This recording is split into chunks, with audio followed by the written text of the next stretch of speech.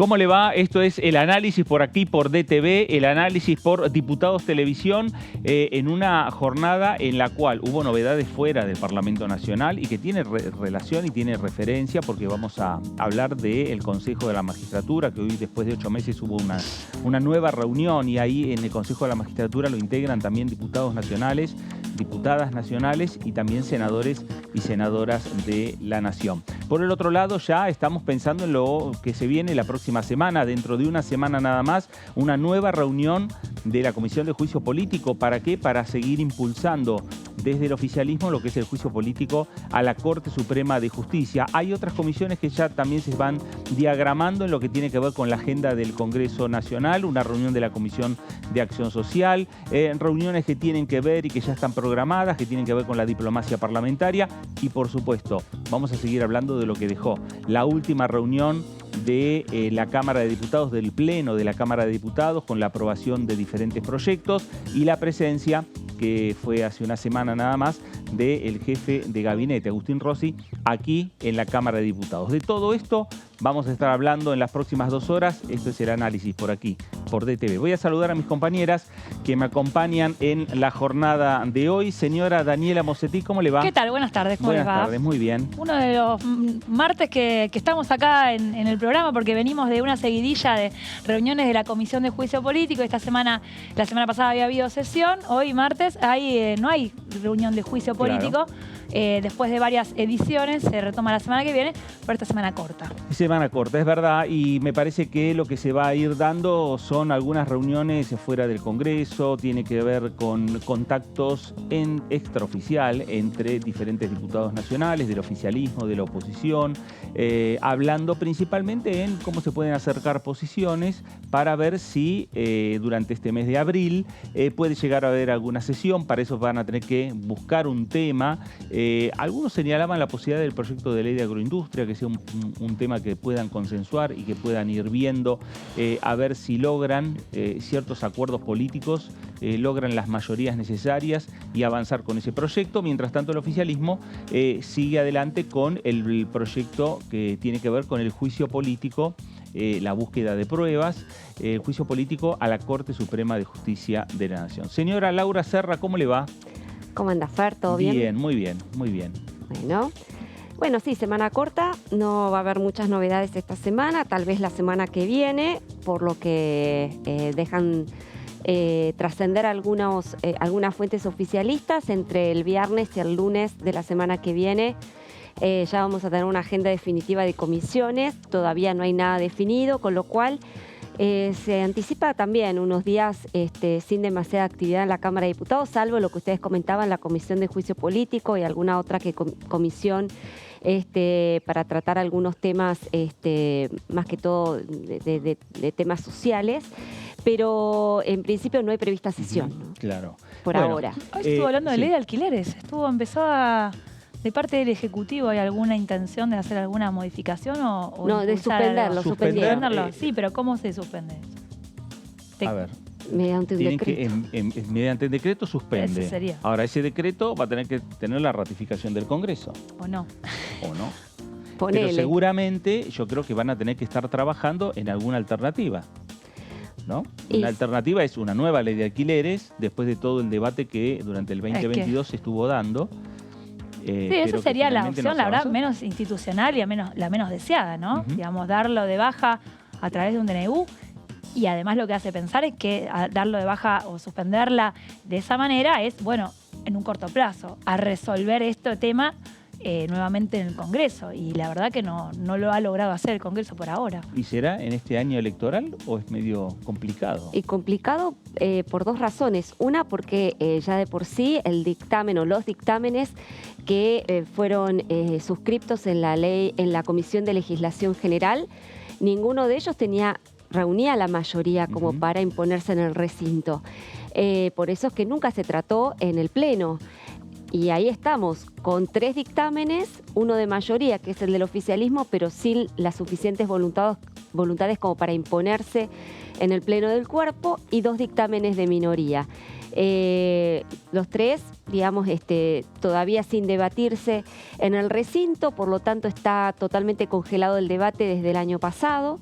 Y es por esta razón, a partir de los aumentos siderales que hubo en el valor de los alquileres en este primer trimestre del año, es que el ministro Sergio Massa, por supuesto, en acuerdo con el presidente de la Nación, Alberto Fernández, decidieron suspender la ley en vigencia. Pero evidentemente, Fer, la cuestión de fondo todavía no está resuelta, pero no veo que se vaya a resolver en el corto plazo, teniendo en cuenta las diferencias que hay entre los bloques políticos y sobre todo porque, arranca el año electoral y con el desdoblamiento de las provincias de las elecciones, sumado a las PASO que se vienen ahora nomás en agosto, pero previo a eso, el cierre de listas, que eso demanda prácticamente toda la atención de los dirigentes, la verdad que no la veo en la agenda. ¿No? Es verdad, no está en la agenda. Es difícil tratar de ubicar este proyecto teniendo en cuenta que durante el 2022, que se hizo un muy buen trabajo en comisiones, porque fue un largo debate donde se escucharon muchos testimonios de propietarios, de inquilinos, de cámaras, de legisladores, pero lo cierto es que la realidad que más allá de los debates, cuando se firman los dictámenes, la realidad la marca el recinto de la Cámara de Diputados. Sí, y ahí no llegó porque hay diferencias, porque los 3 años de duración de un contrato no convencían a Juntos por el Cambio y a otros bloques de la oposición, sí convencían a el Frente de Todos. El tema de los tiempos como para actualizar los montos de los alquileres convencía por un lado a Juntos por el Cambio y a algunos bloques de la oposición, pero no convencía al oficialismo. Entonces decidieron, dejemos todo como está. Sí. Hasta el día de hoy que el gobierno toma una decisión, veremos cómo se replica ahora, también esa decisión del gobierno acá en el Congreso. Perdón que te interrumpa, sí. Fer, una decisión que de alguna manera le da la razón a la oposición. ¿Por qué? Porque la ley de alquileres o la propuesta de ley de alquileres que presentó el oficialismo en su dictamen es la misma ley que hoy está vigente. Y la misma ley que hoy está vigente está estableciendo un aumento anual con la suba de inflación. Con 3 años de contrato. Exactamente. El tema es que, claro, en el primer trimestre estuvieron llegando valores impagables para los inquilinos, porque tenían que renovar contratos a una tasa, a un valor de actualización superior al 100. Entonces, por esa razón es que Sergio Massa y Alberto Fernández decidieron ponerle puntos suspensivos a la aplicación de la norma. Pero recordemos que el proyecto del Frente de Todos es prácticamente idéntico a la ley que se está aplicando actualmente. Ahora, queda en una nebulosa ahora la ley. A ver, si se vuelve y se da marcha atrás con la vieja ley de alquileres o el viejo sistema como para poder terminar de cerrar un contrato entre propietarios e inquilinos. Volvemos a un contrato de 2 años. Sí, ahora se vuelve a abrir la misma situación que se acuerdan el año pasado, más o menos a mediados del 2022, había esa situación de incertidumbre entre inquilinos y propietarios. Bueno, esperemos que salga la ley para ver en qué condiciones firmamos. Bueno, esperemos que a ver cómo se resuelve, y eso no sucedía y los dueños no ponían en alquiler porque no sabían cuáles eran las condiciones. Eso nunca cambió y ahora otra vez entramos en otra nebulosa que no da certezas a ninguno de los dos sectores. No, claro. Entonces, si se va a implementar, que sea lo más rápido posible y que queden claro cuáles son las normas de acá en adelante. Porque hasta se está dando por estas horas que hay propietarios que en la discusión con los inquilinos están ya hablando de poner una cifra en dólares. Y el problema del inquilino, por más que haga números con sus ingresos y sus ingresos familiares y dice, me alcanza para lo que es el tipo de cambio, me alcanza como para poder pagar ese alquiler hoy. Pero en dólares. El tema dice, ¿y cómo consigo los dólares? ¿Hay otra situación? Bueno, a ver, recordemos que hay muchos propietarios de departamentos que prefieren más otorgar su vivienda, su bien, a turistas extranjeros. Claro. Por las plataformas de contratación para turistas extranjeros. ¿Por qué? Porque reciben en dólares el precio del alquiler. Entonces, les es mucho más conveniente cobrar en dólares que en pesos argentinos. Pero eso se da en algunos barrios particulares. Exacto, de la ciudad de Buenos Aires, en algunos barrios. Tal cual. Que antes era casi exclusivamente Barrio Norte y Recoleta, ahora y el centro, ahora también es Palermo. Sí, claro. Pero si pero va a ser tema, uno tiene una propiedad, un propietario en Flores... Sí, no es turístico, Flores. El extranjero va a decir, no, me voy a otro. No, claro. Bueno, pero eso también quita plazas. Claro. La gente que vive en el centro, la gente que vive en Palermo, se van corriendo para los otros puntos de la ciudad y finalmente no queda ningún lugar. No hay que hacer ningún lado. A ver, yo creo que en las próximas horas tendrá que haber alguna explicación y alguna aclaración principalmente, ¿no? Desde el Ejecutivo, desde el Palacio de Hacienda, pero también desde el Congreso. Hasta ahora, información de último momento, es que no hay ninguna información, Fer. Exactamente. Acabo de hacer las consultas y no tienen ninguna directiva por parte del Poder Ejecutivo respecto de qué hacer con la ley de alquileres. Me parece que esta es una decisión medio sorpresiva para el Congreso. Sí, absolutamente. Se terminó de gestar ayer en un almuerzo en Casa de Gobierno entre el ministro Massa y el presidente Alberto Fernández. Y ahí quedó. Y ahí se tomó la decisión.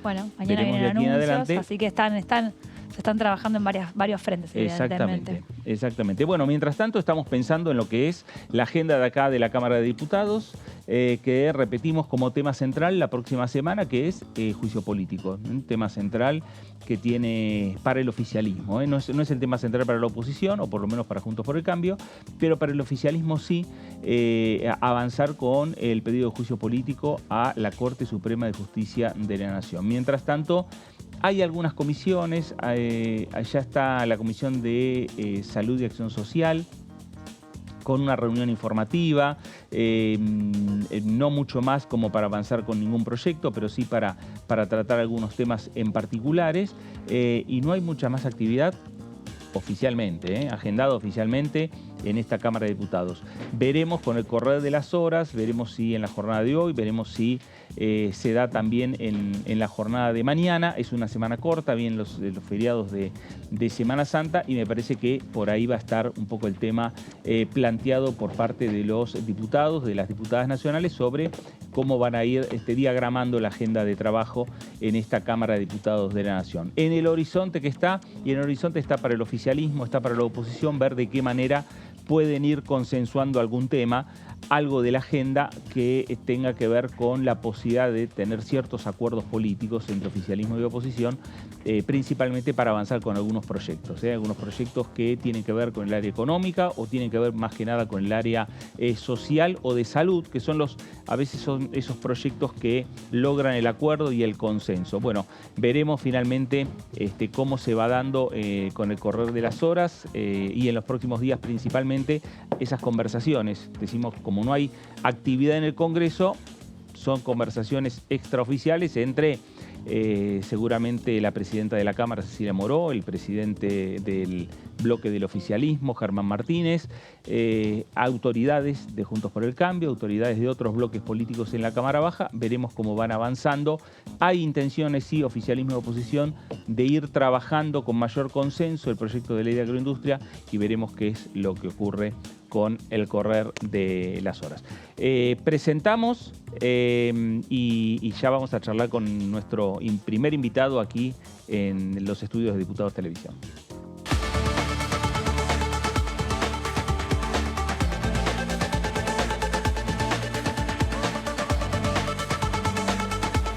Diputado Rodolfo Tailade, ¿cómo le va? Gracias por visitarnos. Hola, gracias a ustedes. ¿Cómo andan? Muy bien. Bueno, a ver, por un lado, decimos que el tema central para el oficialismo, pensando en la agenda de la próxima semana, tiene que ver con el juicio político a la Corte Suprema de Justicia, pero usted viene de otro ámbito, aquí al Congreso de la Nación, y tenemos la posibilidad de charlar con usted respecto a qué pasó en el Consejo de la Magistratura, porque después de 8 meses hubo una nueva reunión. Así es. Bueno, hoy decían que 9 meses, Ajá. Así que parimos un nuevo consejo después de 9 meses de inactividad, que no es menor, ¿no es cierto? Me parece que esto no se tiene que soslayar. En diciembre del 2021, la Corte Suprema saca el fallo del Consejo de la Magistratura declarando inconstitucional una ley con la que venía funcionando hace 16 años el Consejo. Pero ¿cuál era el objetivo? Más allá de, obviamente, que nosotros señalamos una serie de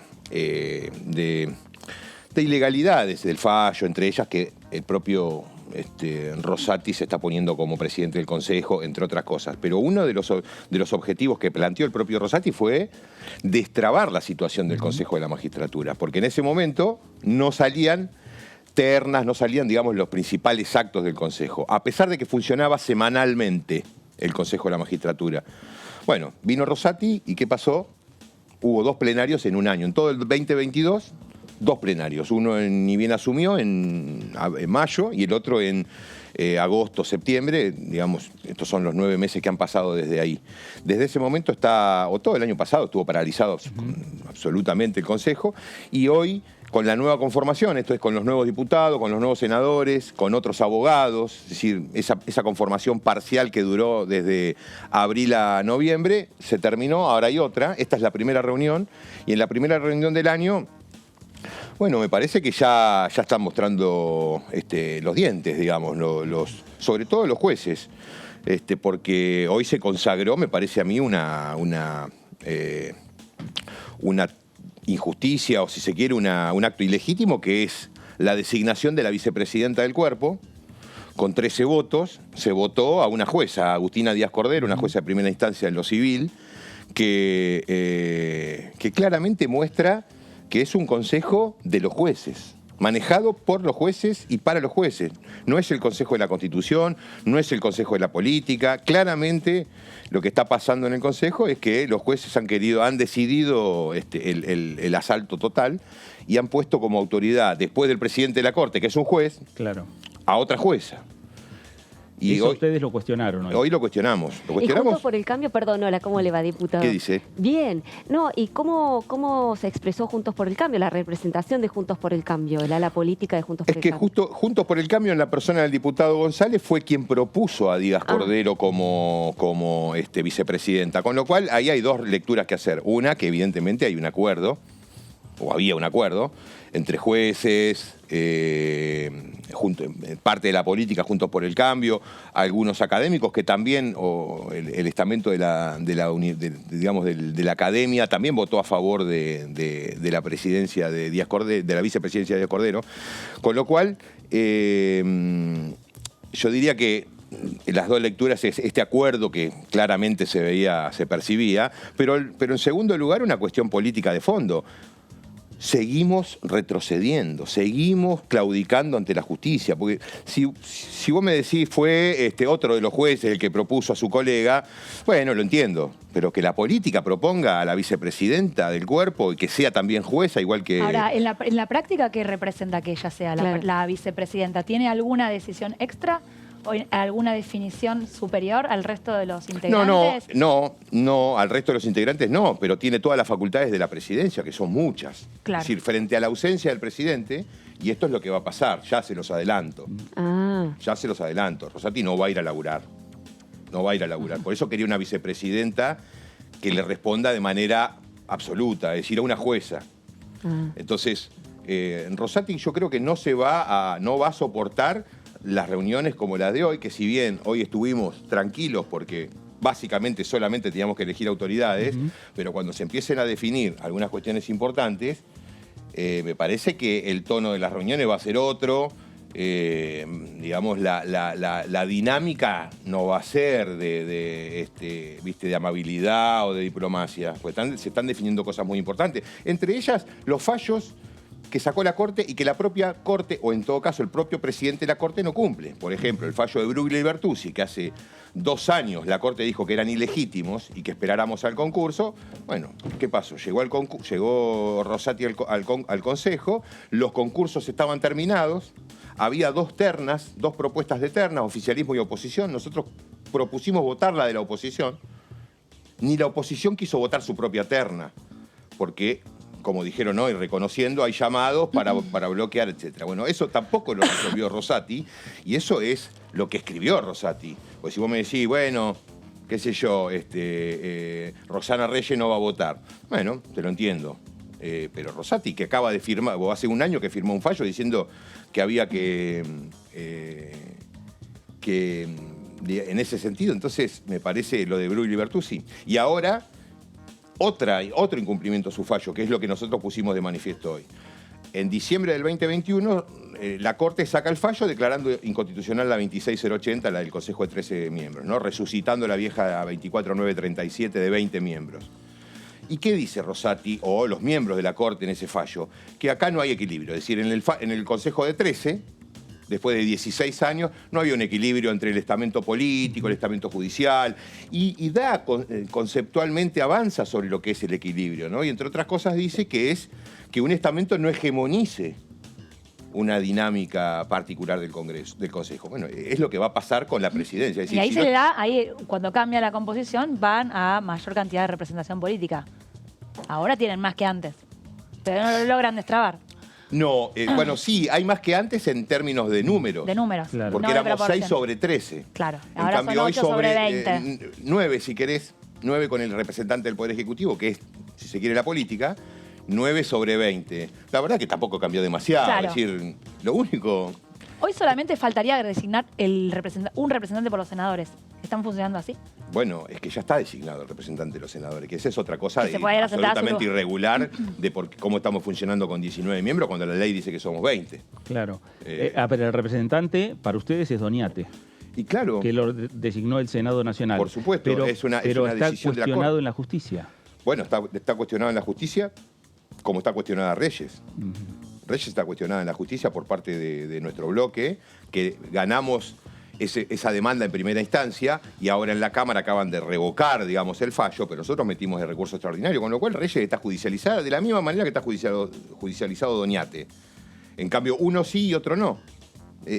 Esto tiene que ver con que hicieron algún número equivocado, una cuenta equivocada y pensaron que con aún entrando los 3 senadores más el representante de la abogacía, Héctor Recalde, por parte del peronismo, aún así ellos mantenían un número holgado como para mantener esta cosa y resulta que se dieron cuenta que no, por eso tuvieron que sacar a Doñate, porque si no se les complicaba el número. No podían hacer, por ejemplo, lo que hicieron hoy, votar con un acuerdo excluyendo al principal bloque del Consejo de la Magistratura, que es el peronismo, excluyéndolo de las definiciones importantes. Bueno, pero bueno, esto se veía venir desde que craneó Rosati el fallo que le permitía ser presidente del Consejo. A ver, y de aquí en adelante, ¿va a haber una mayoría automática en el Consejo de la Magistratura que va a responder al presidente de la Corte Suprema de Justicia? Esperemos que no. Esperemos que no. Hoy la verdad que no fue un mensaje muy alentador en relación con eso. Porque hay un consejero de los jueces que es Alberto Lugones que se mantiene equidistante, según él. Pues los otros 3 jueces claramente están alineados con, a pesar de que responden a 2 líneas internas distintas, son 3 jueces, están alineados sin ninguna duda con el presidente de la Corte o el presidente del Consejo.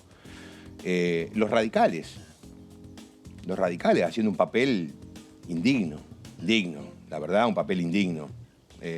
Tienen ahí a un representante como Miguel Piedecasas, que es el representante de los abogados, que es una persona con una trayectoria impecable en la abogacía a lo largo de muchos años. Es uno de los tipos que mejor conoce el funcionamiento del Consejo de la Magistratura. Te diría que serían, desde mi punto de vista, César Grau, que es mi secretario letrado, y Miguel Piedecasas serían las 2 personas que más conocen del Consejo de la Magistratura. Y sin embargo, Miguel quería tener otro tipo de protagonismo, quería ser el vicepresidente, que me parecía razonable. Yo le dije que estaba dispuesto a acompañarlo. ¿Sí? Acá lo bajaron. Acá lo bajaron. O sea, el propio radicalismo en una posición de claudicación absoluta, alineándose con Rosati en todo, inclusive a una costa digamos, de sus figuras más importantes. Pues, mi Piedecasas no es cualquier persona. Entonces veo que, si bien en principio no se desnudó una mayoría automática, hoy funcionó como tal. Seguramente, bueno, como decía Lugones, y son 3 consejeros que vienen, 2 de la academia y 1 de la abogacía, que responden, si se quiere, a Diego Molé, el anterior presidente del Consejo de la Magistratura, o por lo menos se los identifica de esa manera. Ellos hoy, los tres, más Lugones, 4, que, digamos, plantean ser un esquema independiente, una posición independiente del resto, votaron acompañando la propuesta, bueno, que hizo Álvaro, pero que en definitiva era la propuesta de Rosati, ¿no? Como la jueza como vicepresidenta. Bueno, qué sé yo, esperemos que no te podría decir si hay una nueva mayoría automática, esperemos que no. Rodolfo, la semana que viene se retoman las reuniones de juicio político y está invitado Garabano. Se entiende que va a venir el exministro porque en aquella oportunidad había tenido un compromiso académico, una cosa así. ¿Por dónde va a venir, digamos, el interrogatorio, las preguntas? ¿Y por qué están citados tantos periodistas? Bueno, Garabano, en primer lugar, o básicamente Garabano era el ministro de Justicia en el gobierno de Mauricio Macri cuando se produce lo que nosotros estamos investigando, lo que nosotros tenemos como hipótesis, que es una negociación política entre el gobierno y la Corte para que salga el fallo de Muiña, el fallo 2x1. Sí. Garabano, ¿qué función tenía en este esquema? Garabano controlaba la demanda por parte del ministerio, la demanda que había hecho Elena Hayton de Nolasco para pedirle al Poder Judicial que la dejara seguir después de los 75 años. Ustedes saben que la Corte tiene una posición de que lo que dice la Constitución es inconstitucional, ¿no? Si la Constitución dice que a los 75 años se van a su casa... Sí, pero ellos dicen que eso es inconstitucional. Entonces... se quedó Faita hasta los 98, 97, no sé cuánto, y Elena Hayton se pensaba quedar también mucho más. Entonces metió una demanda para que la justicia dijera en la misma línea de Fayt que era inconstitucional y que ella podía seguir. ¿Quién es el demandado en este caso? El Estado Nacional. El que responde la demanda es el Ministerio de Justicia. Y el Ministerio de Justicia contestó la demanda de Hayton, diciendo que de ninguna manera se tenía que quedar, que la Constitución es clara, que 75, a su casa, que esto, que en todo caso que pida estos 5 años de prórroga, etcétera, ¿no? Pero una demanda terrible, la contestación de la demanda terrible, poniéndose firme el señor Garabano. Bueno, resulta que no quiero ni hablar de lo que duró ese juicio, ¿no? Ese juicio duró 13 días hábiles. 13 días hábiles, desde que ella mete la demanda en diciembre hasta que en febrero se la resuelven. Para la gente que está mirando, ustedes que están años y años esperando una resolución judicial, a Hayton se la resolvieron en 13 días. ¿Y qué pasó? Resuelve a favor de Hayton el juez y Garabano no apela. Por lo tanto quedó firme y por lo tanto Hayton quedó absolutamente liberada para continuar en la Corte. Y a Garabano le vamos a preguntar por qué eso, por qué contesta una cosa y después consiente. Ya sé lo que va a decir, va a venir a decir mentiras, va a decir que hace 15 años Enrique Petracchi, cuando era juez y presidente de la Corte, también hizo una demanda parecida y el Ministerio de Justicia también dejó de apelar, pero ahí había algo distinto, creo que había contestado la demanda en otro sentido. Y además no había, por lo menos, ninguna negociación en puerta que nosotros tuviéramos conocimiento. Ahí te quiero invitar, Rodolfo, a que expliques por qué entonces Garabano, a tu juicio, no apeló. Exacto. La hipótesis es, que nosotros estamos investigando en la comisión, es que Hayton de Nolasco, a condición de que el Estado no le apelara a su continuidad en la Corte y además, que le dieran un cargo alto, jerárquico, a su hija Elena Nolasco en la Corte, a cambio de esas dos cosas, ella iba a acompañar la presidencia de Rosenkrantz, que se produjo unos meses después, pero fundamentalmente un cambio de opinión, un cambio de voto de ella en materia de 2x1. Entonces, cuando Hayton, Lorenzetti, Maqueda, antes habían rechazado la aplicación del 2x1, ¿no? De estos dos días por uno de prisión preventiva, que hace mucho que dejó de estar vigente también la ley, que es otro tema para analizar, pero digamos, cuando ella dijo, bueno, denme esas dos cosas y yo acompaño a Rosenkrantz por un lado y cambio el voto en Muiña. Si Elena Hayton no votaba en Muiña, no tenían las mayorías, porque solamente tenían los votos de Horacio Rosati y de Carlos Rosenkrantz. Maqueda, Lorenzetti y Hayton habían votado en su momento en contra. Maqueda y Lorenzetti se mantuvieron en sus votos. De hecho, ese es el sentido de su voto. En cambio, Hayton lo cambia había votado antes que no y ahora vota que sí. Entonces, esa es la negociación que nosotros estamos señalando como claramente ilegal y que configura un mal desempeño. Es decir, un fallo que sale a partir de una negociación y no a partir de criterios jurídicos. Ahora, Garabano también es mencionado incluso por testigos, como también dentro del tema de la mesa judicial. Exacto. Que es otra pata. Probablemente salgan algunas preguntas vinculadas a eso. Hay algunas cuestiones de la mesa judicial que tienen que ver, digamos, con el juicio político, ¿no? La mesa judicial... Eso es mesa judicial, digamos, esas negociaciones, de esas... ¿no? Bueno, esos vínculos. bueno, efectivamente. ¿Quiénes eran los...? Porque Garabano tenía un rol, pero los que llevaban adelante la negociación por el Estado eran justamente los miembros de la mesa judicial, o los miembros más prominentes desde mi punto de vista, por lo que yo he averiguado, los tipos que definían las cosas en la mesa judicial. Fabián Rodríguez Simón, Pepín, alias Pepín, y José María Torello, hoy senador nacional, que se está haciendo el tonto para venir diciendo que tiene fuero. No entiende ni cuál es su indemnidad realmente. O sea, lo que no quiere es venir a declarar, no. Pero bueno, esos dos fueron los que llevaron adelante en la negociación. Y los periodistas que están citados tienen que ver porque varios de esos periodistas, algunos ya falleció, como Julio Blanc, que también hizo una muy buena nota, que la vamos a usar, por supuesto. De hecho, creo que está su viuda o su entonces esposa citada porque ella escribió un libro. No solamente que hizo un artículo para el Cronista Comercial con esta negociación, sino que escribió un libro directamente. No sé si ustedes estuvieron el otro día atentos cuando la presidenta de la comisión, Carolina Galear, anunció que íbamos a citar a Silvana Boschi. El comentario desubicado, maleducado, ordinario, con el que lamentablemente se destapó López en todo este proceso de juicio político. ¿Cuál fue el comentario de López? Una alcahueta de Lorenzetti.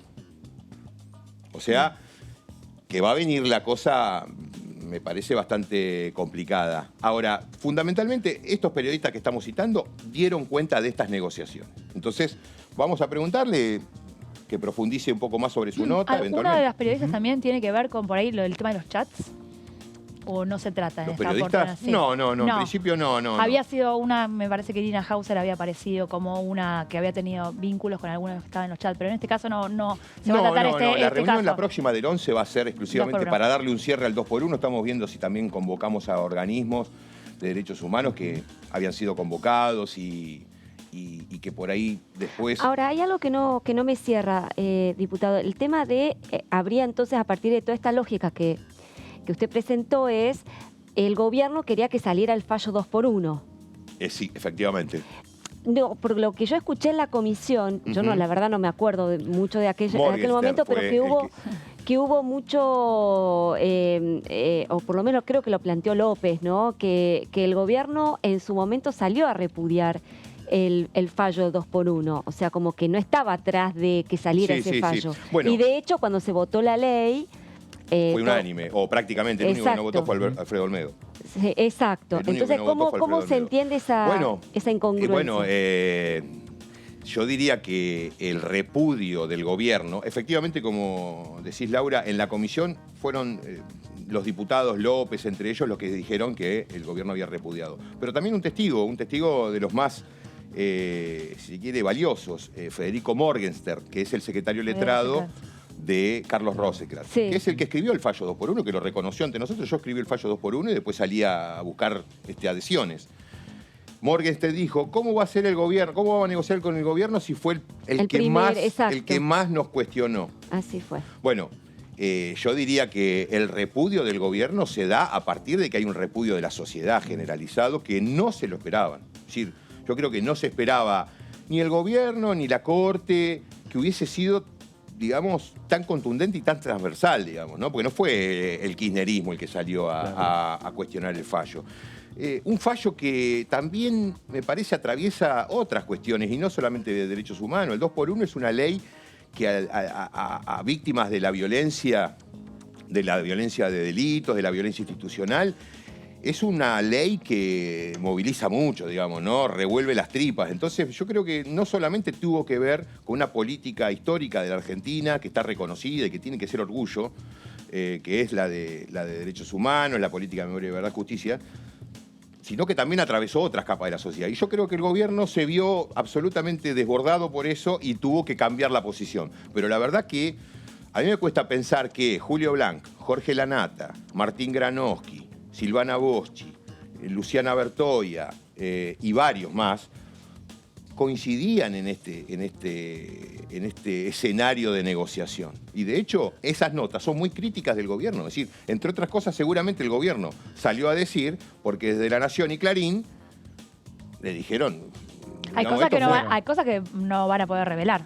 O sea, ¿van a ceñirse, digamos, a lo que dicen las notas o a las fuentes que...? Bueno, veremos. Y seguramente. Va a haber algunos límites, seguramente. No, en eso vamos a respetar la confidencialidad de la fuente, por supuesto, todo eso. Pero me parece muy interesante que los periodistas, y además no son periodistas solamente de un lado o de otro, digamos. Como digo, esto también fue transversal. Es decir, la reacción de la sociedad fue transversal y el periodismo también lo abordó de manera transversal. Evidentemente había cosas digamos, irregulares que deberían ocultar. Y Morgenstern, en ese sentido, que fue, digamos, así como fue la más atractiva, porque fue, digamos, un ida y vuelta y demás, también dijo cosas muy importantes y yo diría definitorias. Es decir, nunca en su vida, salvo para el 2x1, se juntó con Elena Haidt. O sea... hay cosas, me parece, hay plafón para avanzar en la hipótesis. Después era el turno de empezar a trabajar lo que es la causa de coparticipación federal. Bueno, es una cuestión que estamos viendo porque nos están entregando en bandeja el caso Obra Social. Si la Corte, ahí hay un despelote infernal adentro.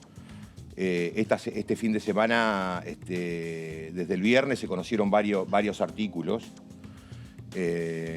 respecto de la situación del panorama hoy en la Corte. La Corte, por un lado, ¿por qué decidimos, o por lo menos es la propuesta de algunos de la Comisión, de avanzar inmediatamente con Obra Social y luego con coparticipación? Porque nosotros recibimos una contestación de la Corte que pensamos que nunca íbamos a recibir. Una prueba que le pedimos a la Corte, que tiene que ver con un correo electrónico que mandó Juan Carlos Maqueda en agosto del 2021, en el marco de una reunión de la Corte, en realidad estaban firmando una acordada para modificar el estatuto de la obra social. Se veían venir el despelote, ya los estaba pasando por arriba, las denuncias de corrupción, ya había causas penales, digamos que la cuestión era bastante impresentable. Entonces decidieron, como manotazo de ahogado, meter mano en la obra social, en el estatuto. Se juntaron los cuatro y resolvieron por mayoría de 3, Rosencrantz, Maqueda y Rosati, modificar el estatuto en el sentido de que incorporando un miembro del gremio al directorio y un miembro de la Asociación de Magistrados. Entre otras cosas, también había alguna otra cuestión administrativa, ¿no? Entonces avanzan con la reforma del estatuto en el marco de esa acordada. Y en la acordada esa, Lorenzetti hace una disidencia feroz. Básicamente diciendo que, primero, lo que estaban haciendo era una barbaridad, porque no estaban cumpliendo absolutamente con nada de lo que se habían comprometido en otra reforma estatutaria de unos pocos meses antes. Pero, digamos, para los efectos que nos interesa de lo que estamos discutiendo, en esa disidencia Ricardo Lorenzetti señala un correo electrónico que les había enviado a los 4 o a los 3 Juan Carlos Maqueda, y dice Lorenzetti, reconociendo las irregularidades. Como ese correo electrónico no era público, se lo pedimos a la Corte. Y nosotros pensamos que iba a empezar a dar vuelta a la Corte, bueno, un juez, es un documento privado, no sé qué, no sé cuánto, cosa que nosotros íbamos a discutir porque estaba en una acordada, así, no era un documento privado. Pero, para sorpresa nuestra, ni bien lo recibió Horacio Rosati, puso por escrito que esto se tenía que hacer cargo la vocalía del doctor Maqueda y se la mandó a la vocalía del doctor Maqueda, inmediatamente. La vocalía, o el doctor Maqueda, responde adjuntando el mail que había enviado en su momento, se arma un expediente y nos mandan eso, ¿no? Y tenemos el mail de Maqueda, y ese mail de Maqueda, te diría que si vos ponés la acusación de la Comisión de Juicio Político de un lado y el correo electrónico del doctor Maqueda, hay match. ¿no? Como en Tinder o en alguna de esas aplicaciones, hay match. Todos los cargos son reconocidos. ¿Eso quién se lo pidió? ¿El Frente de Todos? Sí, en el marco de la... Sí, lo pedimos nosotros. Y la Corte entregó esa documentación, cosa que nosotros pensamos que no iba. Con lo cual ya abrió ahí... ¿Y qué irregularidades como qué? Bueno, porque dice, no lo traje, pero dice, no hay programas informáticos. Hay una sola persona que da las autorizaciones. El manejo administrativo irregular que se le reprocha es reconocido por Maqueda en el mail, de punta a punta. También dice Maqueda, no se hagan los tontos ustedes, porque a mí nunca nadie me nombró responsable de la obra social. Somos todos responsables de la obra social. Ahora, pero tengo entendido que fue sobreseído Maqueda en una denuncia que se formuló al respecto, ¿no? ¿O estoy mal informada? Hay dos denuncias. Sí. No sé si fue sobreseído o estaba por ser sobreseído, porque el fiscal dueño de la acción, en este caso Stornelli, pidió el sobreseimiento de Maqueda. Pero no sé si el hijo todavía lo resolvió. Y si lo resolvió, había dos querellantes en la que iban a apelar. Fundamentalmente el CITRAJO, el gremio de Vanessa Siles. Claro. Con lo cual, de todos modos, Laura, hay una denuncia, esa denuncia es por delitos, y la nuestra no es solamente por delitos. Hay delitos y hay mal desempeño. Es decir, haber puesto a su sobrina, que no tenía absolutamente ninguna calificación, para durante 20 años manejar millones y millones de la obra social, bueno, puede no ser un delito, pero hay mal desempeño. Y el mal desempeño lo está reconociendo Maqueda. Por eso a mí me llama mucho la atención lo que está pasando en la Corte. Es decir, ahí hay una fractura de un frente que parecía muy rígido. Lo entregaron. O sea, si uno hace una lectura rápida, después veremos cómo se desarrollan las cosas, ¿no? Pero entregaron a Maqueda. Claro. Solamente, por lo menos Rosati. Esto, lo de la obra social, la última, ¿es puntualmente a Maqueda o involucra a los... Salvo Lorenzetti, que manifestó la disidencia a la hora de reestructurar el estatuto? Bueno, Lorenzetti manifiesta una disidencia en 2021, pero en los años anteriores... Él era de alguna manera el que apañaba o el garante de que Maqueda siguiera. Entonces, es a todos. Todos tienen que dar explicaciones. Por supuesto que la responsabilidad de Maqueda es superior. Es superior. Pero no hay ningún documento público de la Corte que diga, a partir de ahora, el doctor Maqueda es el ministro encargado de la obra y todos los demás no hacemos nada. Seguro. Entonces, bueno, por eso digo, la obra social, hay mucho lío. También está lo de Marchi, la gente que sabe, digamos, que sigue estos temas. Marchi, que es el administrador general de la Corte, que ha sido recortado ahora en sus funciones, pero en el marco de una guerra feroz, interna, adentro de la Corte. Por eso, cada vez más se está confirmando que son 4 barra bravas al mando del máximo tribunal de nuestro país. Y por eso se justifica lo que estamos llevando adelante, ¿no? Rodolfo, gracias por visitarnos. Bueno, gracias a ustedes. Rodolfo Tailade, diputado nacional del Frente de Todos y además integrante del Consejo de la Magistratura. Vamos a hablar sobre la agenda que se viene para la próxima semana en el Congreso de la Nación, en la Cámara de Diputados, y obviamente está uno de los temas que veníamos hablando con Rodolfo, que es el martes 11 a la 1 de la tarde, la reunión de la Comisión de Juicio Político en la Sala 1, en el edificio anexo de la Cámara de Diputados, juicio político contra los integrantes de la Corte Suprema de Justicia de la Nación por las causales previstas en el artículo 53 de la Constitución Nacional. Esto es el martes de la próxima semana. Pero también la agenda tiene otra reunión de comisión ya programada para la próxima semana y que tiene que ver también con el propio día martes. Hablamos de la Comisión de Acción Social y Salud Pública. Esto es a las 5 de la tarde en el anexo C, en el segundo piso. Va a contarse con la presencia de invitados que informarán sobre la temática de seguridad del paciente y a continuación se recibirán expositores que darán su opinión especializada sobre evaluación de tecnologías sanitarias. Esto es una reunión informativa de la Comisión de Acción Social y Salud Pública de la Cámara de Diputados de la Nación. Hasta ahora, las 2 reuniones programadas para la próxima semana. Veremos si con el correr de las horas se van programando otras reuniones. Tienen que ver también con la agenda de temas que se vayan viendo y analizando entre los bloques, entre los diputados nacionales. Veremos si la Comisión de Presupuesto avanza con algún tema. Está, repetimos, pendiente en la Comisión de Presupuesto el tema de agroindustria, que también tiene que que escucharse la voz de la comisión. Hasta ahora hubo una reunión de la Comisión de Agricultura, la Comisión de Industria, pero falta todavía la Comisión de Presupuesto ahí. Sí, exactamente. Y lo que recién nos daba a entender también el diputado Tailade es que lo del juicio político viene para rato, porque están cerrando recién el tema de 2x1, pero estábamos por hablar de coparticipación y ahora se suma Obra Social.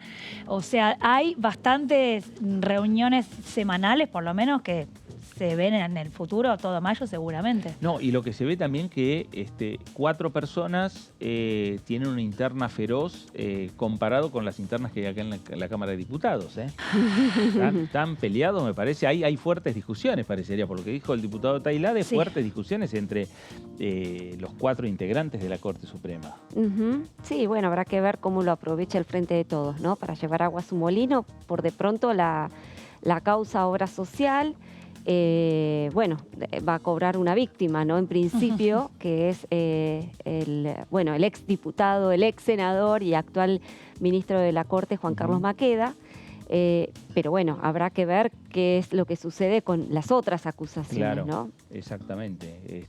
Son varias las acusaciones y por eso la Comisión de Juicio Político determinó ir estudiando los casos de acuerdo a, segmentándolo de acuerdo a las acusaciones. Sí, ¿no? claro. Como para hacerlo un poco más ordenado, cerrar ahora lo que es la semana que viene con el caso del 2x1 y después ya avanzar con otro tema. Exactamente, ahí decía que lo más probablemente después del 2x1 venga el tema de las obras sociales, que bueno, también hay que, digamos, cuando se plantea qué tema, cada sector piensa a quién van a citar, claro. Y para algunos temas hemos visto que se han postergado los temas de las agendas, entonces bueno, viene para largo. Esto en paralelo a la agenda del resto de los temas. Sí, claro, obviamente. Hasta ahora los testigos citados por parte de la comisión son todas propuestas que hace el Frente de Todos, hasta ahora. Pablo Tonelli no descartó que con el correr de las reuniones, más allá de la postura que tiene Juntos por el Cambio, de rechazo a este pedido de juicio político, y lo ha planteado el propio Mario Negri en la comisión, señalando y pidiéndole al oficialismo y pidiéndole a Carolina Geldiar, presidenta de la comisión, que pase a firmar el dictamen y que cierre en el caso del juicio político, que el oficialismo tiene el número, tiene 16 votos sobre 31, es decir que la aprobación para el oficialismo de no cambiar nada del panorama político, tiene los votos garantizados como para aprobar en comisión el pedido de juicio político. Después será otra discusión cuando pretenda llevarlo al recinto. Pero Maqueda dijo que, bueno, para el cierre de lo que serían, en el momento que se decidan los cierres del tratamiento en la comisión, podría haber algún invitado propuesto por Juntos por el Cambio, ¿no? Sí, dijo que llegado el caso, por ahora están viendo pasar, digamos, que la propuesta. El Frente de Todos está muy activo, esto pide documentos, cita testigos. Sí. Está bueno, es su propuesta, digamos, más allá de que intentan, bueno, unificar con la coalición cívica, que ustedes también pidieron el juicio político, es por otra cuestión, no tiene que ver, no están en el mismo barco para nada. Claro. Pero ese final, no sé, no se lo ve cerca. ¿Qué quisiera Juntos por el Cambio? Como decís vos, bueno, ya tenemos los números, ya sabemos que se diga lo que se diga acá, van a votar a favor. Entonces, ¿por qué no lo hacemos ahora? Claro. Y terminamos, en parte también ligado con la estrategia de Juntos por el Cambio, de que mientras que siga esto del juicio político, no se dedican a otros temas o no dan quórum o están más intransigentes. Pero bueno, están pasando el tiempo, en algunas cosas están aflojando y además es un año, ya estamos en sesiones extraordinarias.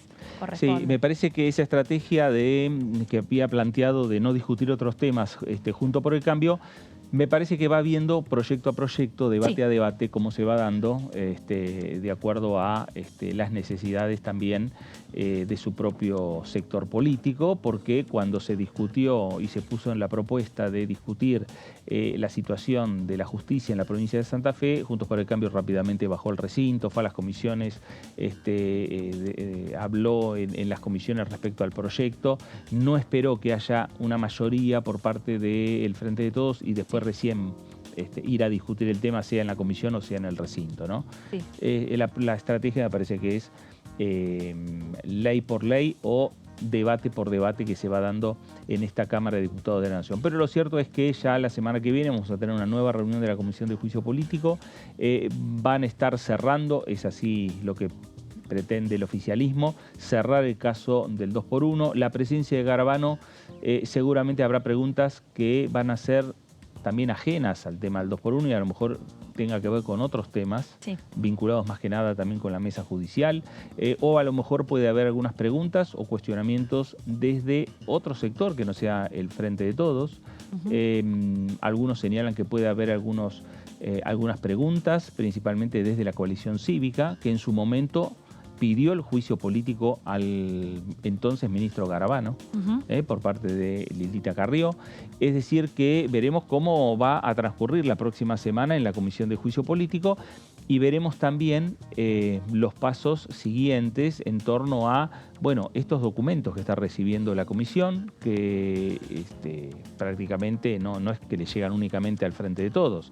Estos documentos que habló Rodolfo Tailade, le llega también al resto de los integrantes, ¿no?, de la comisión. Veremos ahí también, ¿no?, cómo se va a ir desarrollando.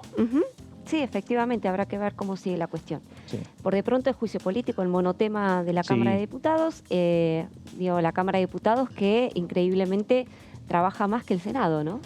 El Senado que está paralizado, que no logra destrabar sus cuitas internas, esta pelea entre el oficialismo y la oposición, que lo hemos visto y lo hemos reflejado aquí en la Cámara de Diputados el año pasado. Ahora parece ser que la situación se invierte y que diputados, pese a sus reyertas, ha logrado tener algún par de sesiones en lo que va del año, con lo cual, bueno, está avanzando en los temas muy lentamente, pero algunos temas que estaban pendientes, ¿no? Claro. Veremos ahora cómo sigue el mes y sobre todo el calendario hasta las elecciones. La intención del oficialismo es sesionar al menos una vez al mes en lo que queda del semestre.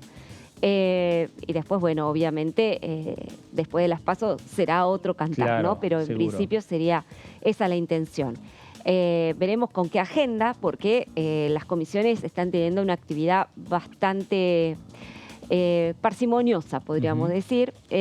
Pocas reuniones de comisión, con lo cual, si no hay reuniones de comisión, no hay proyectos que tengan dictamen, ergo tampoco da lugar para que se reúna el Pleno.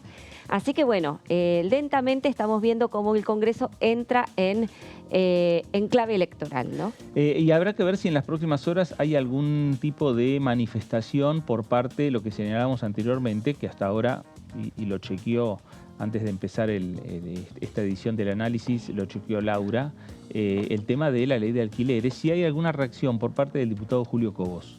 Claro. Que en su momento pidió discutir la derogación y pidió discutir también este tema y pidió discutir un tema prácticamente también paralelo, que es el tema de la situación de los tenedores de créditos Sí, preocupado en sí por todos estos temas, porque también nosotros lo tenemos como referente con el tema de los créditos UVA. También está el diputado Julio Cobos, que lo venían trabajando ya desde hacía tiempo, y ahora a ver qué pasa. Puede ser una pista de cómo solucionarlo desde el Congreso, ¿no? El proyecto de ley para derogarlo. Claro. Si hay un acuerdo, primero puede salir de alguna manera, digamos, desde el Ejecutivo y después derogarlo si hay acuerdo de todos. No tuvo mucho en su momento, salvo que el Frente de Todos tenga alguna idea de, bueno, esta es la salida institucional y después negociamos otra cosa. Claro, bueno, me parece que por eso sería interesante que desde el Poder Ejecutivo den alguna señal. ¿Qué es lo que están pensando o qué es lo que pensaron? De decir, bueno, tomamos esta decisión, suspendemos la ley y ¿cómo seguimos? Porque ahí está, es la pregunta que estamos haciendo nosotros, es la pregunta que se hacen los inquilinos y que se hacen los propietarios. Si mañana hay un inquilino que estaba por firmar un contrato, ¿qué hago? El propietario no sé si lo va a firmar o no, o va a decir, esperemos, ¿no? Bueno. Ya se planteó ese panorama. Es autoconservación, ¿no? Eso. Claro, ya se planteó este panorama cuando el Congreso venía avanzando con un proyecto de ley después de la discusión en comisiones y parecía que se discutía o no en el recinto, y ahí también hubo un parate digamos, en todo el sector, entre los propietarios y los inquilinos. Veremos a ver qué es lo que ocurre y si hay alguna señal desde el Ejecutivo o desde el Poder Legislativo. Mientras tanto, nos vamos a ir a una pausa aquí en el análisis para regresar y seguir conversando con legisladores nacionales, seguir hablando de la agenda que se viene, que repetimos, tiene como tema central el juicio político a la Corte Suprema de Justicia. Pausa, esto es el análisis por aquí, por DTV, ya regresamos.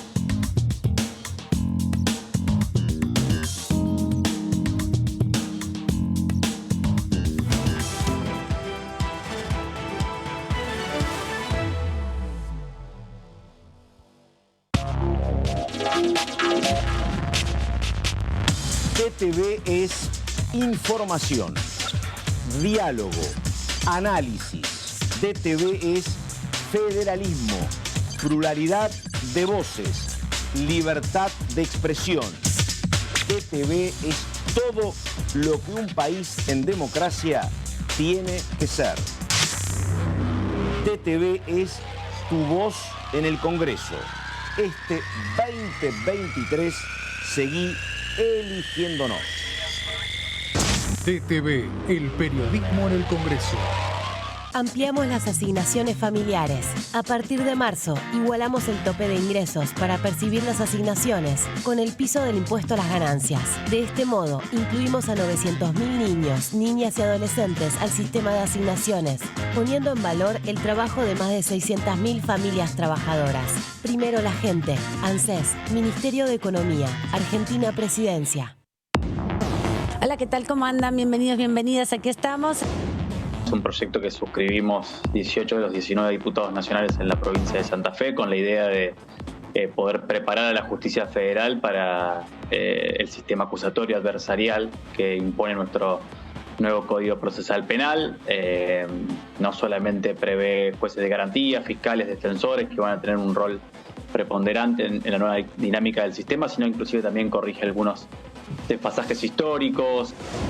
47 años del golpe cívico-militar, queríamos recuperar un poco uno de los testimonios que da una de las sobrevivientes de la dictadura, que es una de las que presenta uno de los pedidos de juicio político en su caso particular contra el presidente de la Corte, Horacio Rosati. DTV, tercera edición, de lunes a viernes. Exportamos bienes por más de 88.000 millones de dólares en 2022. Y detrás de ese dato hay un movimiento económico que llega a cada rincón del país. Primero la gente. Ministerio de Economía, Argentina Presidencia.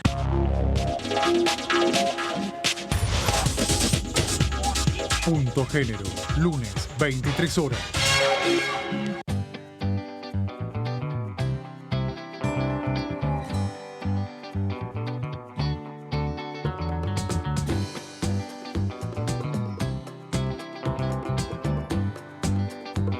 Para hacer visible y formalizar el trabajo en casas particulares, creamos el programa Registradas, generando empleo digno y de calidad. Inscribiendo a una trabajadora de casas particulares, formalizás un puesto de trabajo y asegurás que acceda a todos sus derechos.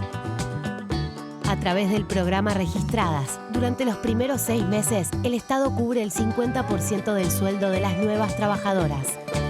Una herramienta para visibilizar, formalizar y reconocer el trabajo del personal de casas particulares.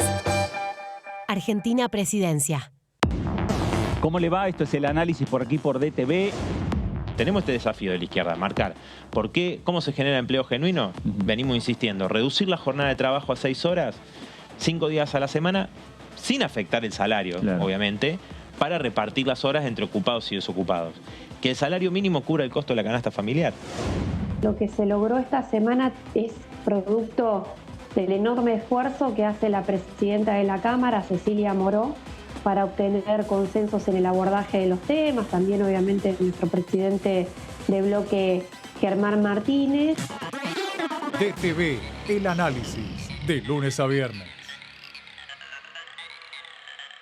continúa abierto el registro de acceso para los subsidios a la energía. Ahí podrás realizar la solicitud para acceder a los subsidios de gas y electricidad. Ingresá a www.argentina.gov.ar/subsidios y completa el formulario de inscripción. Acordate de tener las facturas a mano, ya que se te van a solicitar datos de medidor y número de usuario. No hace falta que el servicio esté a tu nombre. Con la segmentación energética, construimos un sistema energético más justo y sustentable y seguimos acompañando a quienes más lo necesitan. Secretaría de Energía, Ministerio de Economía, Argentina Presidencia. Bienvenidas y bienvenidos a Punto Género. Hay una carta, una convención americana de los derechos humanos y la penalización del aborto, la penalización absoluta del aborto es contraria a los derechos que reconoce la convención. Entonces nosotras aspiramos a que la Corte le diga al Estado de El Salvador: usted no puede seguir aplicando una legislación y unas políticas que son contrarias a la Convención Americana de Derechos Humanos. Las personas con discapacidad estamos o invisibilizadas, a veces infantilizadas y otras veces consideradas como incapaces. Entonces, lo que no se termina de considerar, por eso es tan importante el decir somos personas con discapacidad, porque el ser persona indica que somos sujeto de derechos. Punto Género, lunes, 23 horas.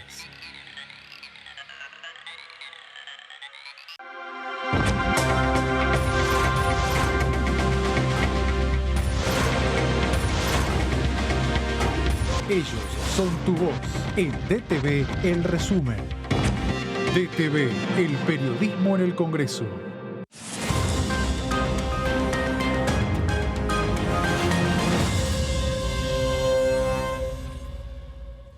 Cuando hagas una compra, paga como quieras, pero paga lo que es justo. Porque ahora contás con Precios Justos, el compromiso que tomamos con supermercados y distribuidores de todo el país, para que más de 2.000 productos mantengan su precio por 4 meses y la previsibilidad de que otros 30.000 no superen el 4% de aumento mensual.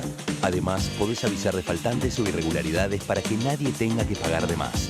Bajate la app, escaneá y conocé los precios justos. Primero la gente. Ministerio de Economía. Argentina Presidencia. ¿Cómo va a pagar? ¿Efectivo? ¿Débito? Pago lo que es justo.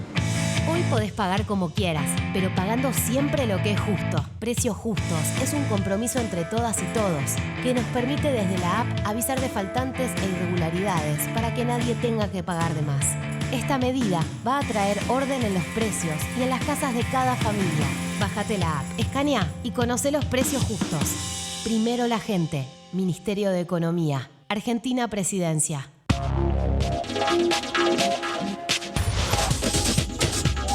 Punto Género, lunes, 23 horas.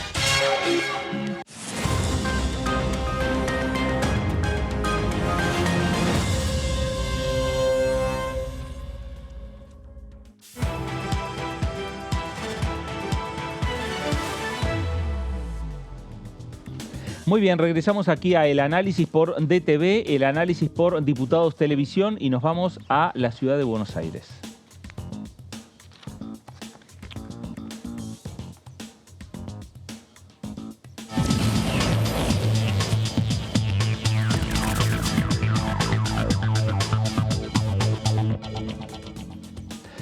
Diputada Dolores Martínez, ¿cómo le va? Fernando Fraquelli saluda. Hola Fernando, ¿cómo estás? Muy bien. Bueno, viendo un poco, ya pensando en la agenda de la semana que viene, en esta semana corta, con nula actividad, pero lo cierto es que pensando en la semana que viene hay uno de los temas centrales que es tema central para el oficialismo, pero que también la oposición está participando, que es la Comisión de Juicio Político. Va a haber algunos invitados, algunos citados a la comisión. Dolores, ¿usted cómo sigue este tema y cuál es el análisis que hace? Mira, es un tema que genera muchísima preocupación. Creo que es más preocupante de lo que realmente dimensionamos y probablemente no veamos los efectos de lo que está generando el proceso de juicio político hoy y más bien veamos ese deterioro en términos institucionales, de lo que termina provocando todo este proceso. Entonces, la primera conclusión es que lo veo con muchísima preocupación, donde además el oficialismo está absolutamente solo en el manejo de este proceso. No hay ningún otro bloque en la Cámara de Diputados que apoye este proceso de juicio político, y donde se aplica, ¿no?, y rige el número, ¿no?, la mayoría automática que tiene de un voto más en la comisión. Después, respecto, entonces, eso en términos de la perforación y el daño que hace a las instituciones, este proceso para mí es muy grave. Y es probable que no se note ahora, y en todo caso veamos ese deterioro más adelante, y no estoy hablando más adelante en un futuro lejano, sino inmediato, porque creo que básicamente la Argentina tiene un problema muy grave respecto a la cuestión económica, el día a día de todos los argentinos y argentinas, que esto lo podemos palpar claramente todos los que vivimos en este país, en términos económicos, en términos de seguridad, ¿sí? Pero no nos damos cuenta del daño que ha generado este gobierno respecto a las instituciones. Y uno es la degradación del Poder Judicial. Otro incluso es cómo se está degradando el propio Congreso Nacional y esta falta de actividad que tiene el Congreso Nacional. Es decir, el otro día escuchaba cuando el presidente daba esta entrevista por YouTube el domingo y se adjudicaba, ¿no?, determinados logros de su gobierno, y que él había estado al frente absolutamente de todos estos logros. Yo lo que digo es que no se da cuenta este presidente el daño que está haciendo con la falta de gobernabilidad, con la falta de decisión política, y que esas decisiones políticas sean acertadas. El caso del juicio político en el Congreso de la Nación va a ser un caso paradigmático. Creo que va a dejar asentado además un pésimo precedente, porque desvirtúa en realidad el valor que tiene la herramienta de juicio político en sí, que no es, en mi caso particular, lo que estoy cuestionando. No digo que no se pueda llevar adelante un pedido de juicio político, digo que la forma en que se está llevando adelante lo desvirtúa completamente y afecta la legitimación y la calidad institucional en la Argentina. Y eso, sumado a la crisis económica que tenemos, creo que entramos en un terreno muy peligroso en la Argentina, muy peligroso. Dolores, la oposición va a insistir con que este tema le den un cierre rápidamente desde el oficialismo. Sí, el otro día lo dijo el diputado Mario Negri: firmen el dictamen ya y terminen con esto. Y la verdad que coincido con lo que dijo el diputado Mario Negri, porque ¿para qué seguir alargando, ¿no?, este proceso que en definitiva lo que hace es daño? O sea, por supuesto que vuelvo a decir esto, cada uno, y no estoy deslegitimando la posibilidad de que la Cámara de Diputados sea acusadora y que cada diputado pueda llevar adelante un proceso de juicio político. Está muy bien, es una herramienta de control, es una herramienta que debe ejercer el Congreso.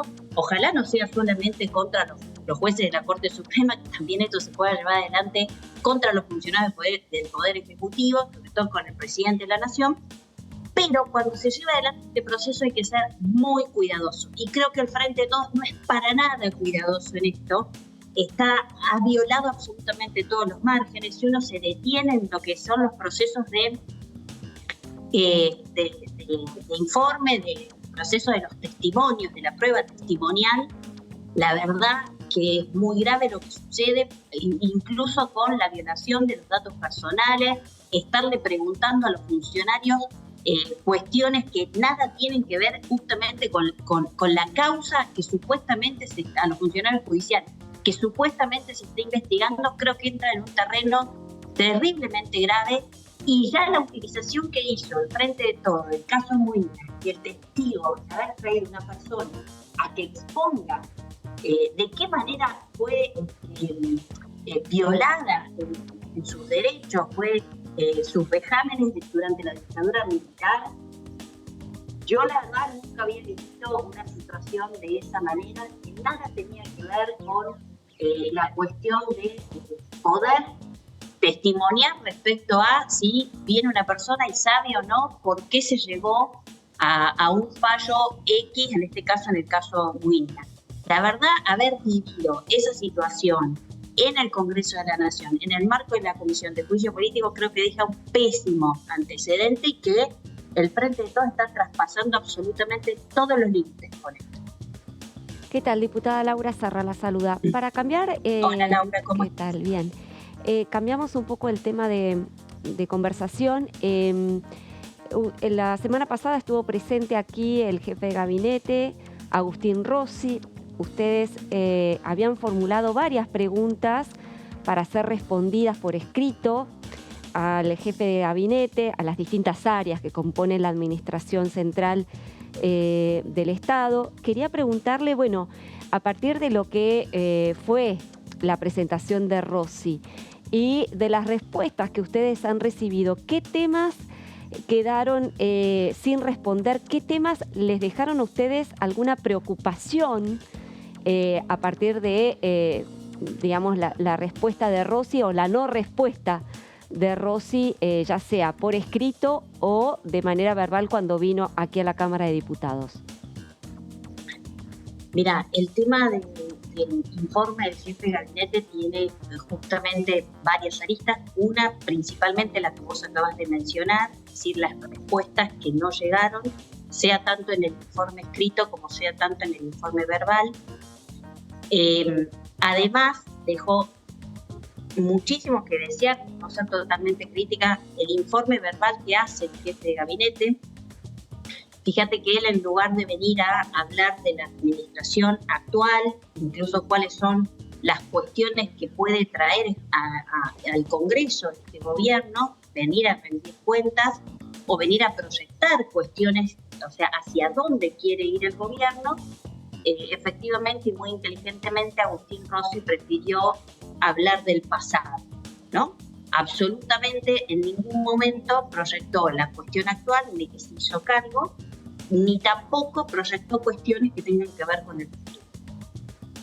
Yo hay algunas cosas que rescatamos, por ejemplo, nosotros en el bloque Evolución Radical hicimos preguntas que están relacionadas con el tema del presupuesto, niñez.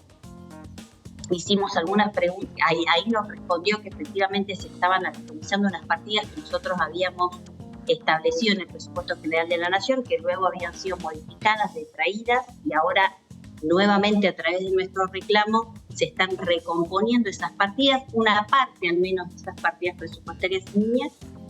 Hubo otras cuestiones que no las respondió, principalmente las cuestiones que están relacionadas con la inflación, las cuestiones que están relacionadas con los datos de inseguridad, cuestiones muy puntuales relacionadas con la cuestión de la transparencia en el Estado. Nosotros también le hemos preguntado, y cuando vas al informe lo notás que es la misma respuesta en todos lados, respecto a la inmoralidad de lo que supuestamente cobra la vicepresidenta de la Nación con esta doble pensión. Tanto en el informe presencial como en el informe escrito, el Gobierno Nacional no brinda la información respecto a cuál es el monto de lo que cobra la vicepresidenta por la pensión vitalicia por el expresidente Néstor Kirchner y porque ella ha sido también presidenta de la Nación. Esa suma que refiere, que es lo que cobra supuestamente un juez de la Corte Suprema de Justicia de la Nación, no la blanquea el Gobierno Nacional. Es decir, en materia de transparencia, nosotros evaluamos negativamente que el gobierno tenga este posicionamiento. O sea, como esos detalles sobre temas de transparencia en la información, encontramos ese y otro. Pero principalmente nosotros lo que vemos es que no hay rendición de cuentas de parte del gobierno respecto a los temas de inflación y de seguridad. Eso, en líneas generales, yo veo que el gobierno nacional no puede hacer, no puede rendir cuentas respecto a las políticas que lleva adelante. Dolores, ¿qué tal? ¿Cómo estás? Soy Daniela Mosetic. Te quería preguntar por esta decisión del gobierno nacional de suspender la ley de alquileres y todo este reclamo que se está teniendo al radicalismo, sobre todo con Julio Cobos. Bueno, que pase por el Congreso esta decisión. ¿Cómo lo están analizando? Mira, efectivamente es lo que trascendió. el lugar donde debe tratarse el tema de la reforma de la ley de alquileres es en el Congreso. El Congreso el año pasado, primero que se comprometió a hacer esta modificación, a dar una respuesta. Se acuerda que todavía estaba como presidente Sergio Massa. Desde toda la oposición y el oficialismo nos hemos puesto a trabajar en esto. Finalmente hubo 3 dictámenes, ustedes ya conocen como la historia. Y lamentablemente no se pudo llegar al recinto, ¿no?, con esto. Creo que porque efectivamente falta un pasito más de acuerdo. Ahí nosotros todos tenemos que hacer una autocrítica porque si bien hay algunas diferencias, creo que podríamos haber llegado al recinto a fines del año pasado, y por estas cuestiones, entre otras que las estamos hablando, que nos alejan, ¿no?, de la realidad y de poder establecer mínimos acuerdos en el Congreso para poder funcionar. Así que en primer lugar yo hago ahí una autocrítica. Creo que el debate está en el Congreso, que el Congreso trabajó para poder llegar a una o dos propuestas, que hay que ir al recinto y dar las respuestas. Ahora, que el gobierno venga con esta posibilidad de suspender la ley de alquileres por decreto cuando el Congreso está funcionando y poner distintas excusas, la verdad no coincido para nada, me parece totalmente abusivo. Ya lo hizo con el Fondo de Garantía de Sostenibilidad, con el DNU que sacó, nuevamente se burla del Congreso. Es ahí a donde el gobierno tiene que hacer los esfuerzos, y en todo caso denota también las incapacidades que tiene el gobierno nacional. Yo creo que no debería hacerlo, que el Congreso está habilitado. Incluso hay proyectos de derogación y el Congreso, la representación ha dicho en el Congreso que derogar, suspender, por ahora no, que hay otras instancias que quiere el Congreso explorar y me parece que son completamente válidas.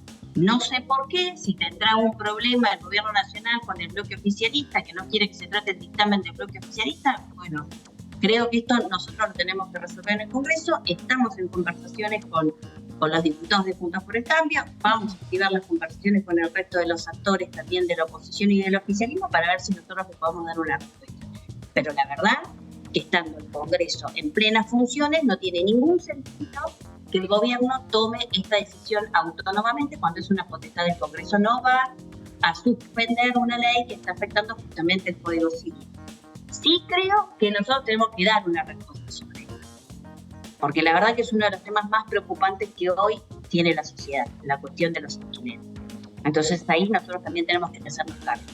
Sí, porque además, pero de ninguna manera yo estoy de acuerdo que lo haga el gobierno nacional por decreto. Además, Dolores, en su momento se había generado mucha expectativa en el sector, principalmente de los inquilinos, pero también, obviamente, por los intereses de los propios propietarios de inmuebles a la hora de tener que terminar de cerrar una operación comercial. Estaban aguardando ya los últimos pasos que iba a dar el Congreso en sancionar una norma después de tanto debate que se dio en la comisión. Ahora es todo un paso hacia atrás. Me parece que retroceden, pero además no es claro el gobierno en esto. Nos llamó a sesiones extraordinarias en enero y no estuvo incluido en el temario de sesiones extraordinarias. Si era tan urgente, lo hubiese incluido en las sesiones extraordinarias. Que sí es urgente, pero no lo...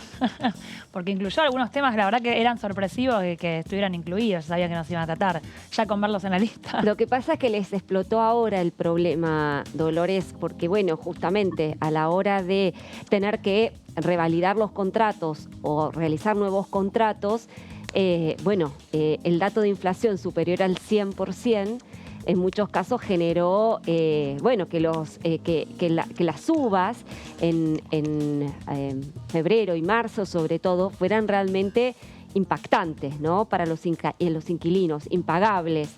Y eso fue lo que de alguna manera hizo que Sergio Massa decidiera la suspensión. Ahora la cuestión es si ustedes como bloque político, como oposición, pueden terminar de dar ese pasito, porque en definitiva hay dos dictámenes, vos lo describías bien, por la minoría, pero hay bastante en común entre esos dos dictámenes. Uno de ellos es Juntos por el Cambio, el otro es del Interbloque Federal en comunión con el Interbloque de Provincias Unidas, ¿no?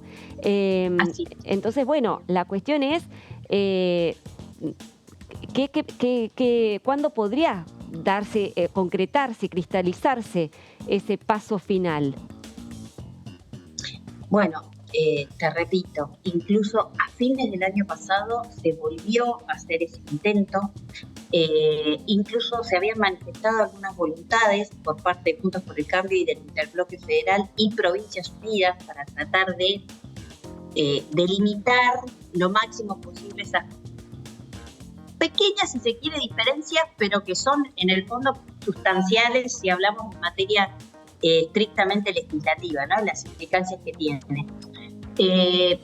Y lamentablemente no se pudo. Yo creo que de todas maneras no se pudo, por eso traigo y es importante lo del juicio político a la Corte Suprema, porque creo que se embarra la cancha con otras cuestiones de la política como estas, que lamentablemente meten en la bolsa a todas las demás que sí son urgentes, que son necesarios, tener determinados criterios para poder separar. Creo que eso no pudimos hacer en noviembre, diciembre del año pasado, es decir, discernir, mira, esto sí, esto no, por las distintas cuestiones que se fueron dando, y se empeoró con lo del juicio político, y recuerdan ustedes el posicionamiento nuestro, de decir si efectivamente es tan agraviante la situación de la Corte Suprema de Justicia, difícilmente podamos tocar otro tema en la Argentina. ¿Qué otra cosa más importante puede haber si el presidente de la Nación le hace un juicio político a la Corte Suprema, deslegitimando absolutamente todo nuestro sistema, ¿no?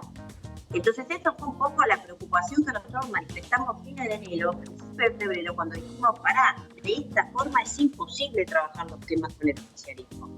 Pero yo creo que nosotros hemos hecho un esfuerzo la semana anterior para llevar el tema de Santa Fe y el tema de la justicia, del fortalecimiento de la justicia federal en Santa Fe. En la Cámara de Diputados se logró.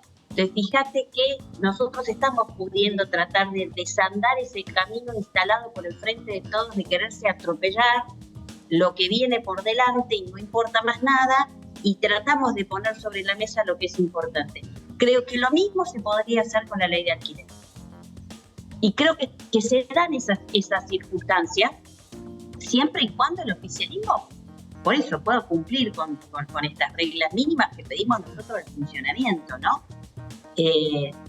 Pero bueno, por otro lado vemos constantemente la arremetida, por eso digo que es interesante, a pesar de que parece muy alejado, por eso siempre trato de hablar de la gravedad del juicio político, porque siguen, ¿no? Nosotros le pedimos, termínenla con este proceso de juicio político, porque los problemas que tenemos en la Argentina son muy, muy complicados, como para estar de alguna manera perdiendo el tiempo en esta comisión y para peor, agravando más la situación, ¿no? Por este análisis que yo les hacía al comienzo, porque si fuese que no tiene ningún tipo de efecto el proceso de juicio político, bueno, vaya y pase, pero tiene un efecto muy grave sobre nuestro sistema institucional y los antecedentes que está generando. Y sobre todo, que no nos permite poner el foco en esto, que es lo importante.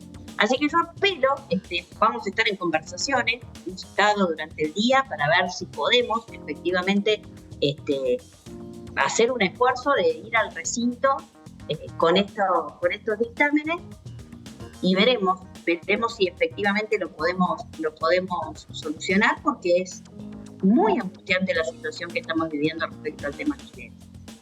Diputada, bueno, ayer hubo una situación acá en el conurbano, en el borde de la ciudad de Buenos Aires, con la inseguridad, los incidentes con el ministro de Seguridad de la provincia, digamos.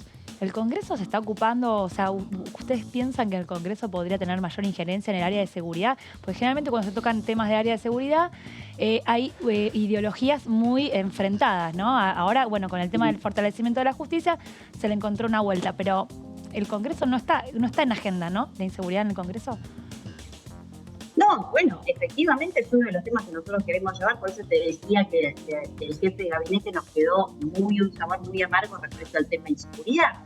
O sea, se ha puesto muy el foco en el narcotráfico y en Rosario, y justamente una de las cosas que intentamos hacer cuando vino Aníbal Fernández al Congreso a pedido de la oposición, o cuando vino el jefe de gabinete, es tratar de llevar el debate sobre la seguridad no solamente focalizado en Santa Fe, sino también y específicamente en la provincia de Buenos Aires y en el conurbano bonaerense. Creo que ahí, en el Congreso, nosotros tenemos los debates más profundos sobre el tema seguridad. A mí me parece que para el nivel de escalada que tiene el tema inseguridad, hay una cuestión de competencias y de coordinación de todo lo que es el área metropolitana. Y eso realmente, ahí es donde me parece que hay que hacer el foco, el esfuerzo urgente desde los poderes ejecutivos. Toda el área metropolitana tiene un problema importante de competencias y de coordinación. Ahora, el Congreso Nacional no puede mirar de ninguna manera para otro lado. Ahí hay que dar efectivamente los debates sobre el fortalecimiento de la justicia, que son los temas, sobre los estándares estos sobre seguridad, sobre todo tener información certera. Nosotros tenemos un ministro de seguridad que vino hace menos de un mes a la Cámara de Diputados a decir que teníamos tasas de homicidios europeas en la Argentina, y resulta que nosotros lo que vemos es una escalada de la inseguridad y de los asesinatos en la Argentina que no se condice con la información que trae el ministro. Entonces, esas son las cosas que preocupan. O cuando le preguntamos al ministro sobre las tasas de femicidio, porque en definitiva el Congreso tiene que tomar decisiones, pero basadas en la información que manejan los poderes ejecutivos, tanto de nación como de las provincias. Y si nosotros arrancamos el debate sin esta información certera, vos imaginate a dónde puede llegar. Pero sí creo que nosotros tenemos cosas para hacer en el Congreso. Y que bueno, de vuelta, si estamos desvirtuando la agenda, ustedes me dicen qué agenda hay para la semana que viene en la Cámara de Diputados, la respuesta es el juicio político en la Corte Suprema de Justicia. Hace un mes que estamos con esto, y si no fuese porque nosotros desde la oposición estamos presionando constantemente para que se traten otros temas como el de la justicia de Santa Fe, entonces no tendríamos otro tema para tratar en el Congreso. Claro, ahora no hay otro tema para el oficialismo que no sea el juicio político. No hay otro tema. Dolores, ¿van a pedir tratar otros temas ya la próxima semana en comisión o buscar discutir en el recinto, como usted nos decía, construir mayorías y llevar el tema alquileres u otro tema?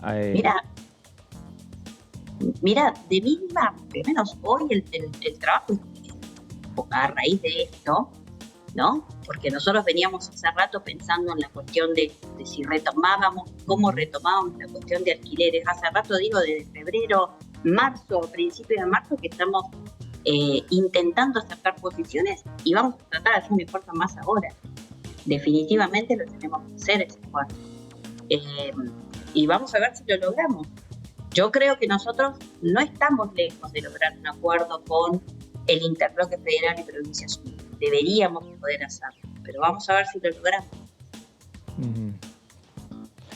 Dolores, volviendo a un tema y aprovechando el trabajo que usted hizo al frente de la Dirección de Modernización de la Cámara de Diputados, ¿los informes del jefe de gabinete habría que modernizarlos? Digo, teniendo en cuenta lo que ocurrió la semana pasada, ¿hay que dejarlos de como están? ¿Es un momento particular que tiene que ver con la campaña política y se da como se está dando? ¿O habría que buscar otra manera a futuro? A lo mejor no en este año electoral, sino a lo mejor pensando en un año ya no electoral. Bueno, yo ahí tengo una mirada bastante personal. No voy a hablar en términos de interbloque, ¿no? Creo que efectivamente nosotros tenemos que hacer una revisión sobre los mecanismos que se utilizan para que el jefe de gabinete pueda cumplir con lo que le establece la Constitución Nacional. Nosotros tenemos esa manda constitucional que dice que el jefe de gabinete es el nexo entre justamente el Congreso y el Poder Ejecutivo, y es quien tiene que rendir cuentas, y es a través del cual nosotros desde el Congreso podemos controlar al Poder Ejecutivo. Ahora, las herramientas que son que el jefe de gabinete venga a informar mes a mes en cada una de las cámaras, más el informe escrito, la verdad que está dejando bastante que desear. Por un lado porque no se cumple, y por el otro lado porque las herramientas son ineficientes. En la Argentina, cuando se reformó la Constitución Nacional y se diseñó el rol del jefe de gabinete, no existía, por ejemplo, la ley de acceso a la información pública. Hoy existe una ley de acceso a la información pública y le digo la verdad, me responde más rápido a través de la ley de acceso a la información pública el organismo que es la Agencia de Acceso a la Información que el jefe de gabinete, que cuando viene o cuando me responde las preguntas. Entonces creo que ahí hay todo un esfuerzo de parte de la burocracia estatal que hay que revisar si puede servir mejor. Yo a priori no estaría diciendo que hay que eliminarlo, suplantarlo por los pedidos de acceso a la información pública, pero sí que necesitamos aceptar, porque la información, la dinámica de la información ha cambiado a como se pensó en el 94, el año 1994, y creo que tienen que ser con sistemas más ágiles, más transparentes. Nosotros recibimos un podoque de no sé cuántas páginas tiene, unas horas antes de que venga el jefe de gabinete, y la verdad es muy difícil la repregunta porque se hace complicado la lectura de tanta información en tan poco tiempo para ser muy precisos en la repregunta. El mecanismo creo que es bueno, que tenemos que buscar herramientas utilizando justamente la tecnología para que sean más ágiles y sobre todo más transparentes. Dolores, ¿vos renovás tu banca este año? Este año se vence mi banca, todavía no sé si la voy a renovar. Y entonces, bueno, te quería preguntar por Evolución Radical, ¿no? En un momento cuando se produjo la decisión del bloque, no digo rupturas, esa decisión, esa conformación, bueno, se estuvo especulando unos meses que iban a volver, que se iban a unificar. Finalmente, la verdad, están funcionando por separado o están funcionando en esa conformación inicial, ¿no? ¿Cómo lo ves de cara al proceso electoral esa conformación diferenciada? ¿Va a tener que ver? ¿Cómo van a trabajar en eso? ¿Se queda Evolución Radical? ¿Sigue siendo esa identidad? Mirá, yo creo que sí, que Evolución Radical, justamente vos dijiste la palabra exacta, identidad. Una de las cosas que nosotros buscábamos mostrar es esa identidad que le quiere imprimir más renovación al radicalismo. Un ejemplo es el bloque de Evolución Radical, lo que notó en el Congreso, en la Cámara de Diputados, esa vuelta que vamos a dar, por de la forma que nosotros el tema, cómo nos coordinamos, cómo buscamos que nuestros diputados tengan voz, ¿no? en la Cámara de Diputados, que por ahí era lo que nosotros no encontrábamos dentro del bloque radical. Y se nota ahí, y se nota también dentro de lo que es la estructura partidaria y lo que es, digamos, los liderazgos en cada una de las provincias. Cuando vos ves distintos tipos de liderazgos, como son el de Pablo Servi en Neuquén, el de Martín Perongaray en La Pampa, el de Alejandro Cacazzi en San Luis, el de Dania Tabela en la provincia de Buenos Aires, creo que esa es la posibilidad que nos dio tener un bloque propio, ¿no? Mostrar identidad y mostrar que hay un radicalismo que puede regenerarse, que puede darle otra dinámica, otra impronta, sin perder, por supuesto, lo que nosotros compartimos, porque somos radicales, los valores y los principios de nuestro partido. Así que yo creo que hay Evolución Radical para rato. Dolores, gracias por estos minutos para con Diputados Televisión. No, muchísimas gracias a ustedes. Gracias. Saludos a todos. Gracias, Dolores Martínez, diputada nacional del bloque Evolución Radical, por aquí por la ciudad de Buenos Aires. Bueno, vence su mandato. Vence su mandato, me dice. Vence su mandato. Habrá ahí, que ver el armado de las listas. La puja de Evolución Radical es una doble puja, porque dentro del radicalismo tienen que definir qué lugar, si va a haber lugar para... Depende también quién va a ser el candidato, ¿no? No, y ahí Evolución Radical está discutiendo Martín Lustó, jefe del gobierno. Y bueno, ¿no? Ahí está la discusión, me parece fuerte. Es la discusión fuerte, ella pertenece al mismo distrito, entonces ¿qué lugar va a haber en las listas? Este año son 12 diputados nacionales que se renuevan, que no es tanto. Para que haya lugar para todos en la Ciudad de Buenos Aires es difícil entrar. Exacto. Entonces, bueno, vence, dijo. Bueno, pero una cosa es un jefe de gobierno porteño que sea de Evolución Radical, que presumiblemente le va a otorgar más lugares en las listas, me imagino, pero hay que ver primeramente cómo se define la interna entre Martín Lustó y Jorge Macri, ahí está, que es el favorito de Mauricio Macri, del PRO, y de Horacio Rodríguez Larreta, que, bueno, concretamente ha dicho que quiere que, por un lado, que por el PRO solamente haya un solo candidato. Habrá que ver qué es lo que sucede con el resto de los candidatos que formalmente todavía no se bajaron de la competencia. Estoy hablando de Fernán Quirós, por un lado, actual ministro de Salud, y también la ministra de Educación, ¿no? Soledad Acuña. Entonces habrá que ver qué es lo que sucede con eso. Va a haber una definición importante la semana que viene porque vencen los plazos, que es si Rodríguez Larreta va a permitir desdoblar la elección, ¿no? A nivel de la capital federal, si se va a votar con boleta única o no. Eso es clave para el Martín Lustó porque exige, quien está exigiendo reglas claras, él quiere efectivamente que se vote con la boleta única, tal como lo dispone el Código Electoral porteño, no así Jorge Macri.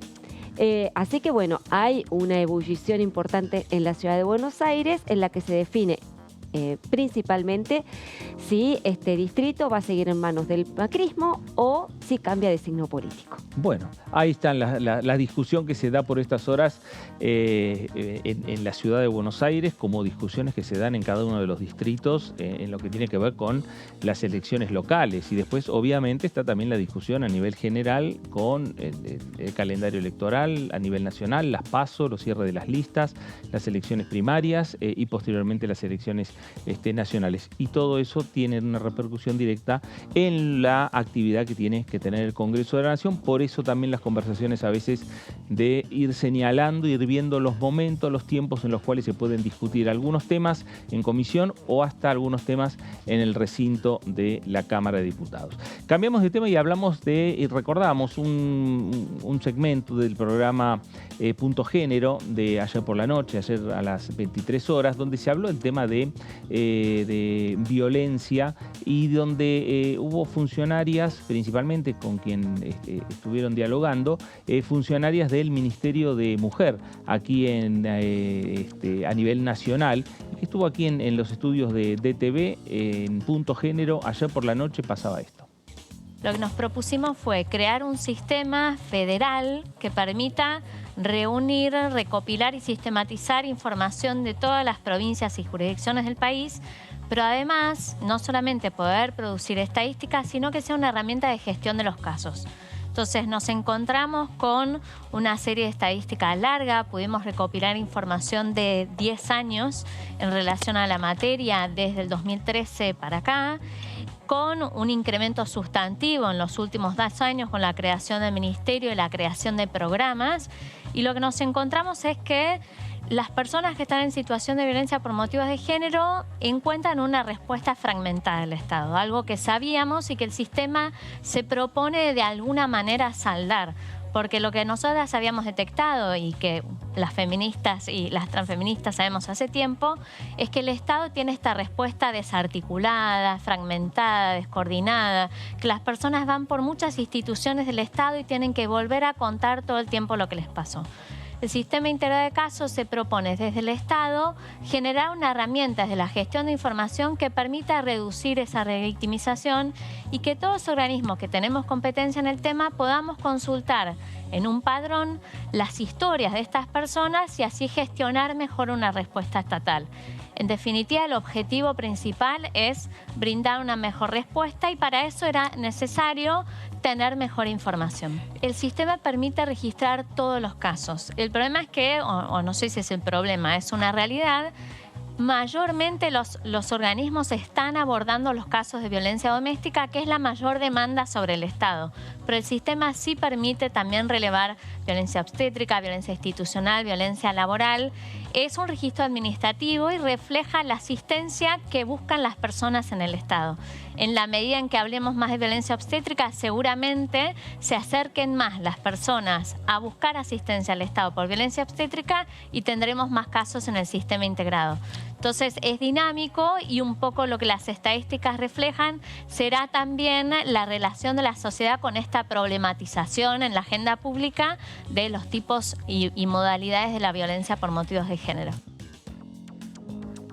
Muy bien, ahí estaba Mariana Carvajal con Punto Género todos los lunes a las 23 horas por aquí por DTV y este repaso que estábamos haciendo de un segmento del programa de ayer por la noche.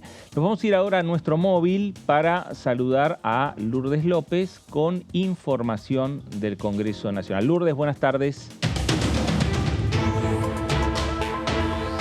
¿Cómo estás? días, Fer. Bueno, saludar y por supuesto a ustedes, también a Dani, a Laura y a toda la audiencia que nos sigue a través de Diputados Televisión.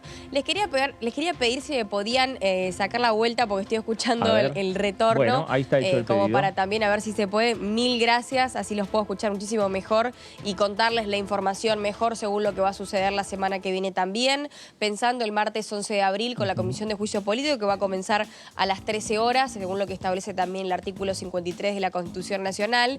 Y a lo que sí está abocado el trabajo horas después, va a ser a las 17 horas, en la sala 2 del anexo C, donde se va a estar abordando desde la Comisión de Acción Social y Salud Pública, en este caso presidida por la diputada Mónica Fein, lo que son diferentes tareas que tienen que ver con la salud, pero también con la seguridad del paciente. Digo, uno por ahí se plantea y dice, bueno, ¿cuáles son las principales problemáticas que tienen que ver con la salud del paciente?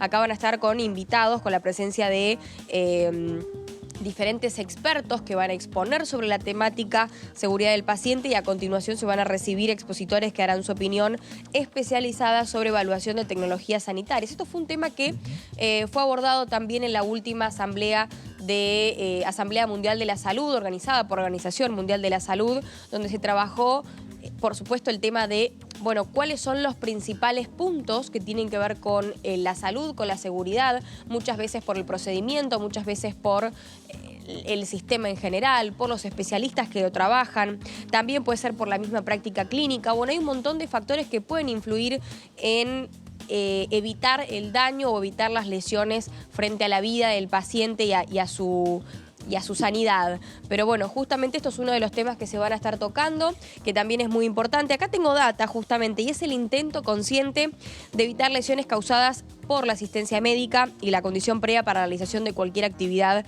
clínica. Se tiene en cuenta porque existe cierto grado probable de riesgo inherente en cada paso del proceso de cuidado. Es por eso que van a estar llegando la semana que viene expositores a trabajar este tema y muchos más vinculados a la salud. Y hay que decir que, por ejemplo, el último proyecto de ley que tuvo sanción, que tuvo aceptación también, no solo en comisión, sino dictamen en comisión, sino también en el recinto de la Cámara de Diputados de la Nación, fue las modificaciones del artículo 23 y 45 de la Ley de Sangre Humana, que tuvo dictamen precisamente en esta comisión que recién les mencionábamos y que ya en esta ocasión va a tratar otro tema como lo es la seguridad del paciente. Un tema que sí, que se ha trabajado, que se ha hablado, que se ha consensuado y que hoy y que el próximo martes, perdón, a las 17 horas, con expositores va a estar trabajándose en esta casa parlamentaria como debe ser. Va a ser, Lourdes, repetimos, una reunión informativa. A partir de esa reunión informativa podría surgir el avance o no de algún proyecto. Exactamente, es simplemente informativo y se pensará, obviamente, la seguridad del paciente como una de las principales causas de muerte o discapacidad a la hora de la atención médica. Lourdes, gracias por esta información. Un placer.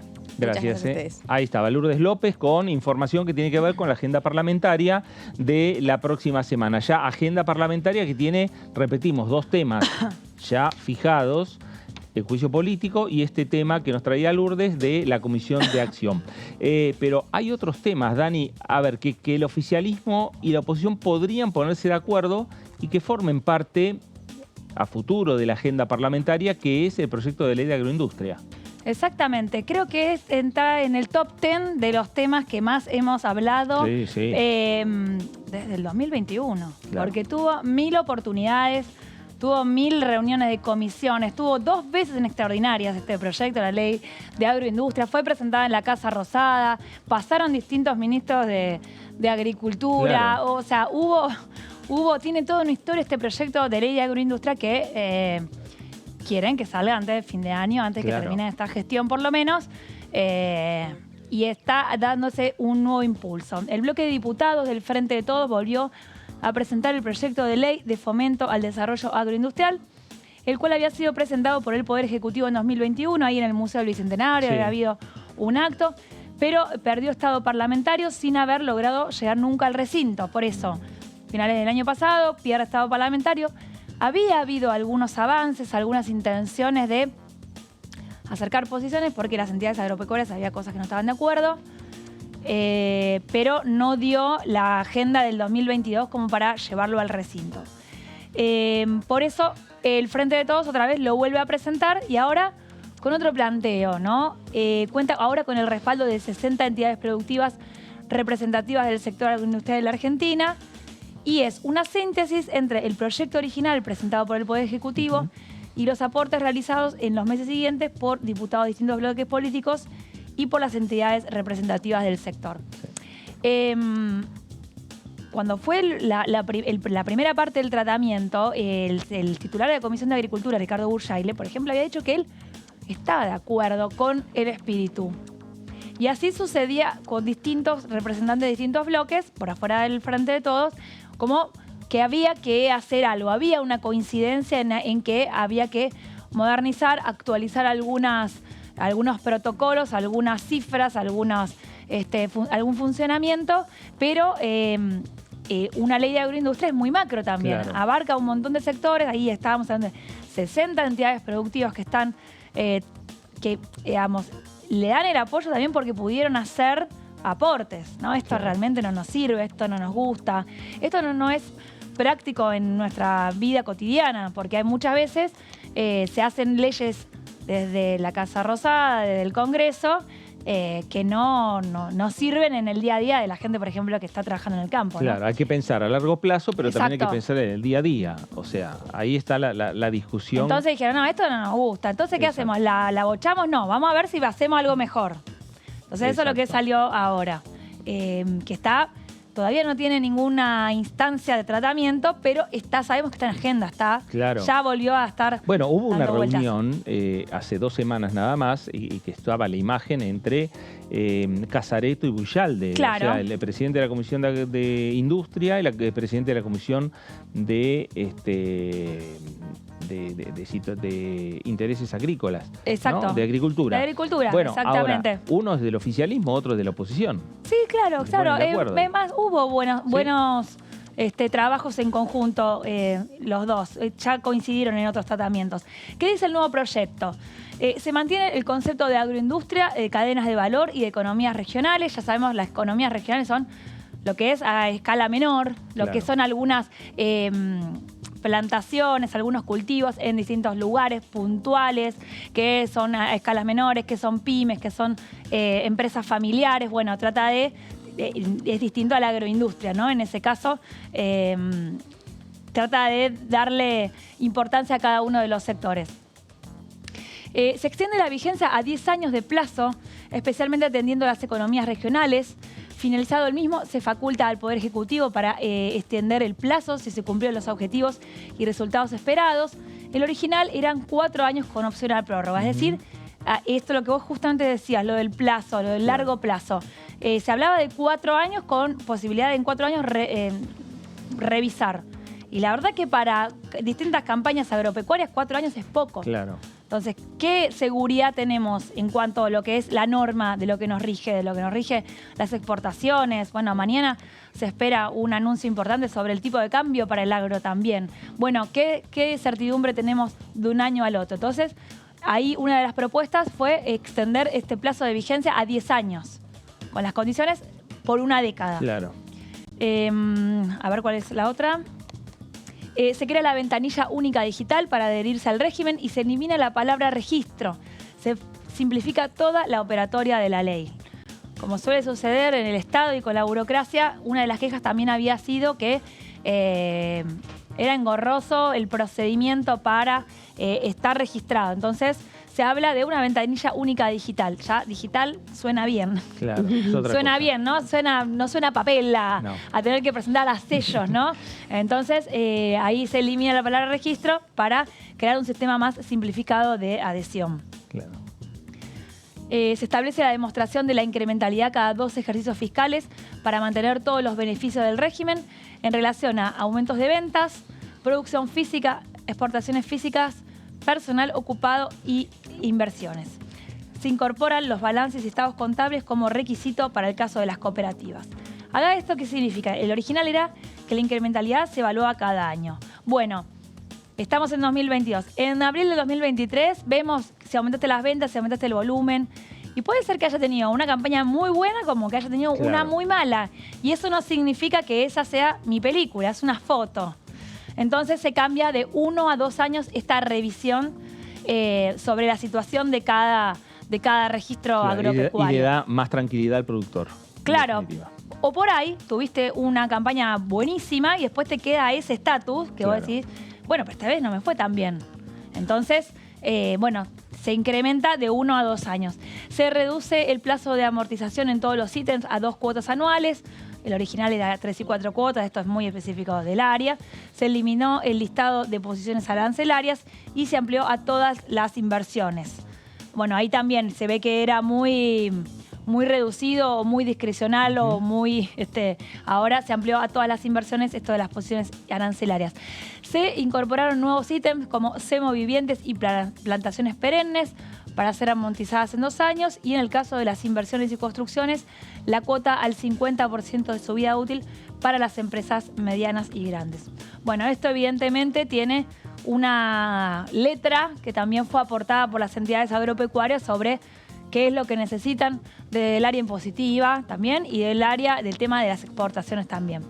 Para el resto de las categorías, micro y pequeñas, se pasa a 2 cuotas anuales y se incorpora la posibilidad de incluir la vivienda dentro del establecimiento exclusiva para el personal rural y también mejoras como alambrados, aguadas, perforaciones amortizables en 2 cuotas anuales. Por lo que se ve, el tratamiento, o sea, Marcelo Casareto, como vos decías recién, Marcelo Casareto, titular de Industria, es el que está dando el impulso a esto. Ya el año pasado había querido que se reúna, había anticipado que tenía ganas, pero faltaba un poco. Creo que vamos a ver, si no es en un plenario, seguramente arranque esto por Industria. Claro, exactamente. Todavía no hay convocatoria. No, y además lo que se vio, gracias Dani, además lo que se vio es en definitiva también una decisión política del oficialismo y de la oposición, avanzar con esta iniciativa. Que en definitiva también es un poco el rol del Congreso. El Ejecutivo envió un proyecto, el proyecto lo tienen que discutir. Para discutir este proyecto, como todos los proyectos, hay invitados y los invitados hacen aportes. Los diputados escuchan esos aportes y empieza la discusión entre los diputados para, tomando esos aportes y de qué manera se puede mejorar el proyecto y llevarlo también a la práctica y a la realidad, ¿no? Es la idea. Exactamente. Ahora, después falta la decisión política de decir, bueno, avanzamos, firmamos el dictamen y vamos al recinto. Si no hay decisión política, por más que haya muy buenos expositores en las comisiones, no avanza un proyecto. No, absolutamente. Pero acá, digamos, es como que siempre le falta... algo. Sí, es como que siempre falta un paso más, ¿no? Es un proyecto de ley que en su momento impulsó y de manera muy vehemente el ex secretario, ministro, yo no recuerdo, de agroindustria, de agricultura y ganadería, que es Julián Domínguez, expresidente de la Cámara de Diputados. Él fue quien lo presentó en la Cámara Baja. Vino acá a explicarlo en 2 oportunidades. Sergio Massa, entonces presidente de la Cámara de Diputados, también lo respaldó. De hecho, lo hizo suyo cuando asumió como ministro de Economía. Y aún así el oficialismo no termina de cerrarlo, ¿no? Lo cual llama la atención también un poco. Porque es un proyecto de ley que en definitiva tampoco es que no veo al campo movilizado en contra de este proyecto de ley, tampoco. No. Claro, exactamente. Entonces no se entiende muy bien por qué nunca termina de llegar al recinto, ¿no? Sinceramente es un tema que no lo termino de cerrar. Parecería que estamos transitando tiempos de definiciones en lo que tiene que ver con este proyecto de ley de agroindustria, un tema que también el presidente, el ministro de Economía Sergio Massa, lo hablaron en los Estados Unidos, en la reunión con Biden, en la reunión ampliada de los 2 gabinetes de Estados Unidos y de la República Argentina, y es un tema que me parece que están trabajando ahí oficialismo y oposición para ver si avanzan. Seguramente tendrán que escuchar la Comisión de Presupuesto y veremos si finalmente le dan el cierre final y el proyecto llega. Pisan el acelerador, digamos. Exactamente. Bueno, de esta manera está la situación y la realidad por donde está pasando el Parlamento por estas horas y particularmente la Cámara de Diputados. Laura, gracias. Un placer. Dani, gracias. A usted también, gracias por estar ahí. Quédese en la continuidad informativa, quédese en DTV para tener como siempre la mejor información de lo que pasa por aquí, por el Congreso Nacional. Esto fue el análisis, gracias, nos reencontramos.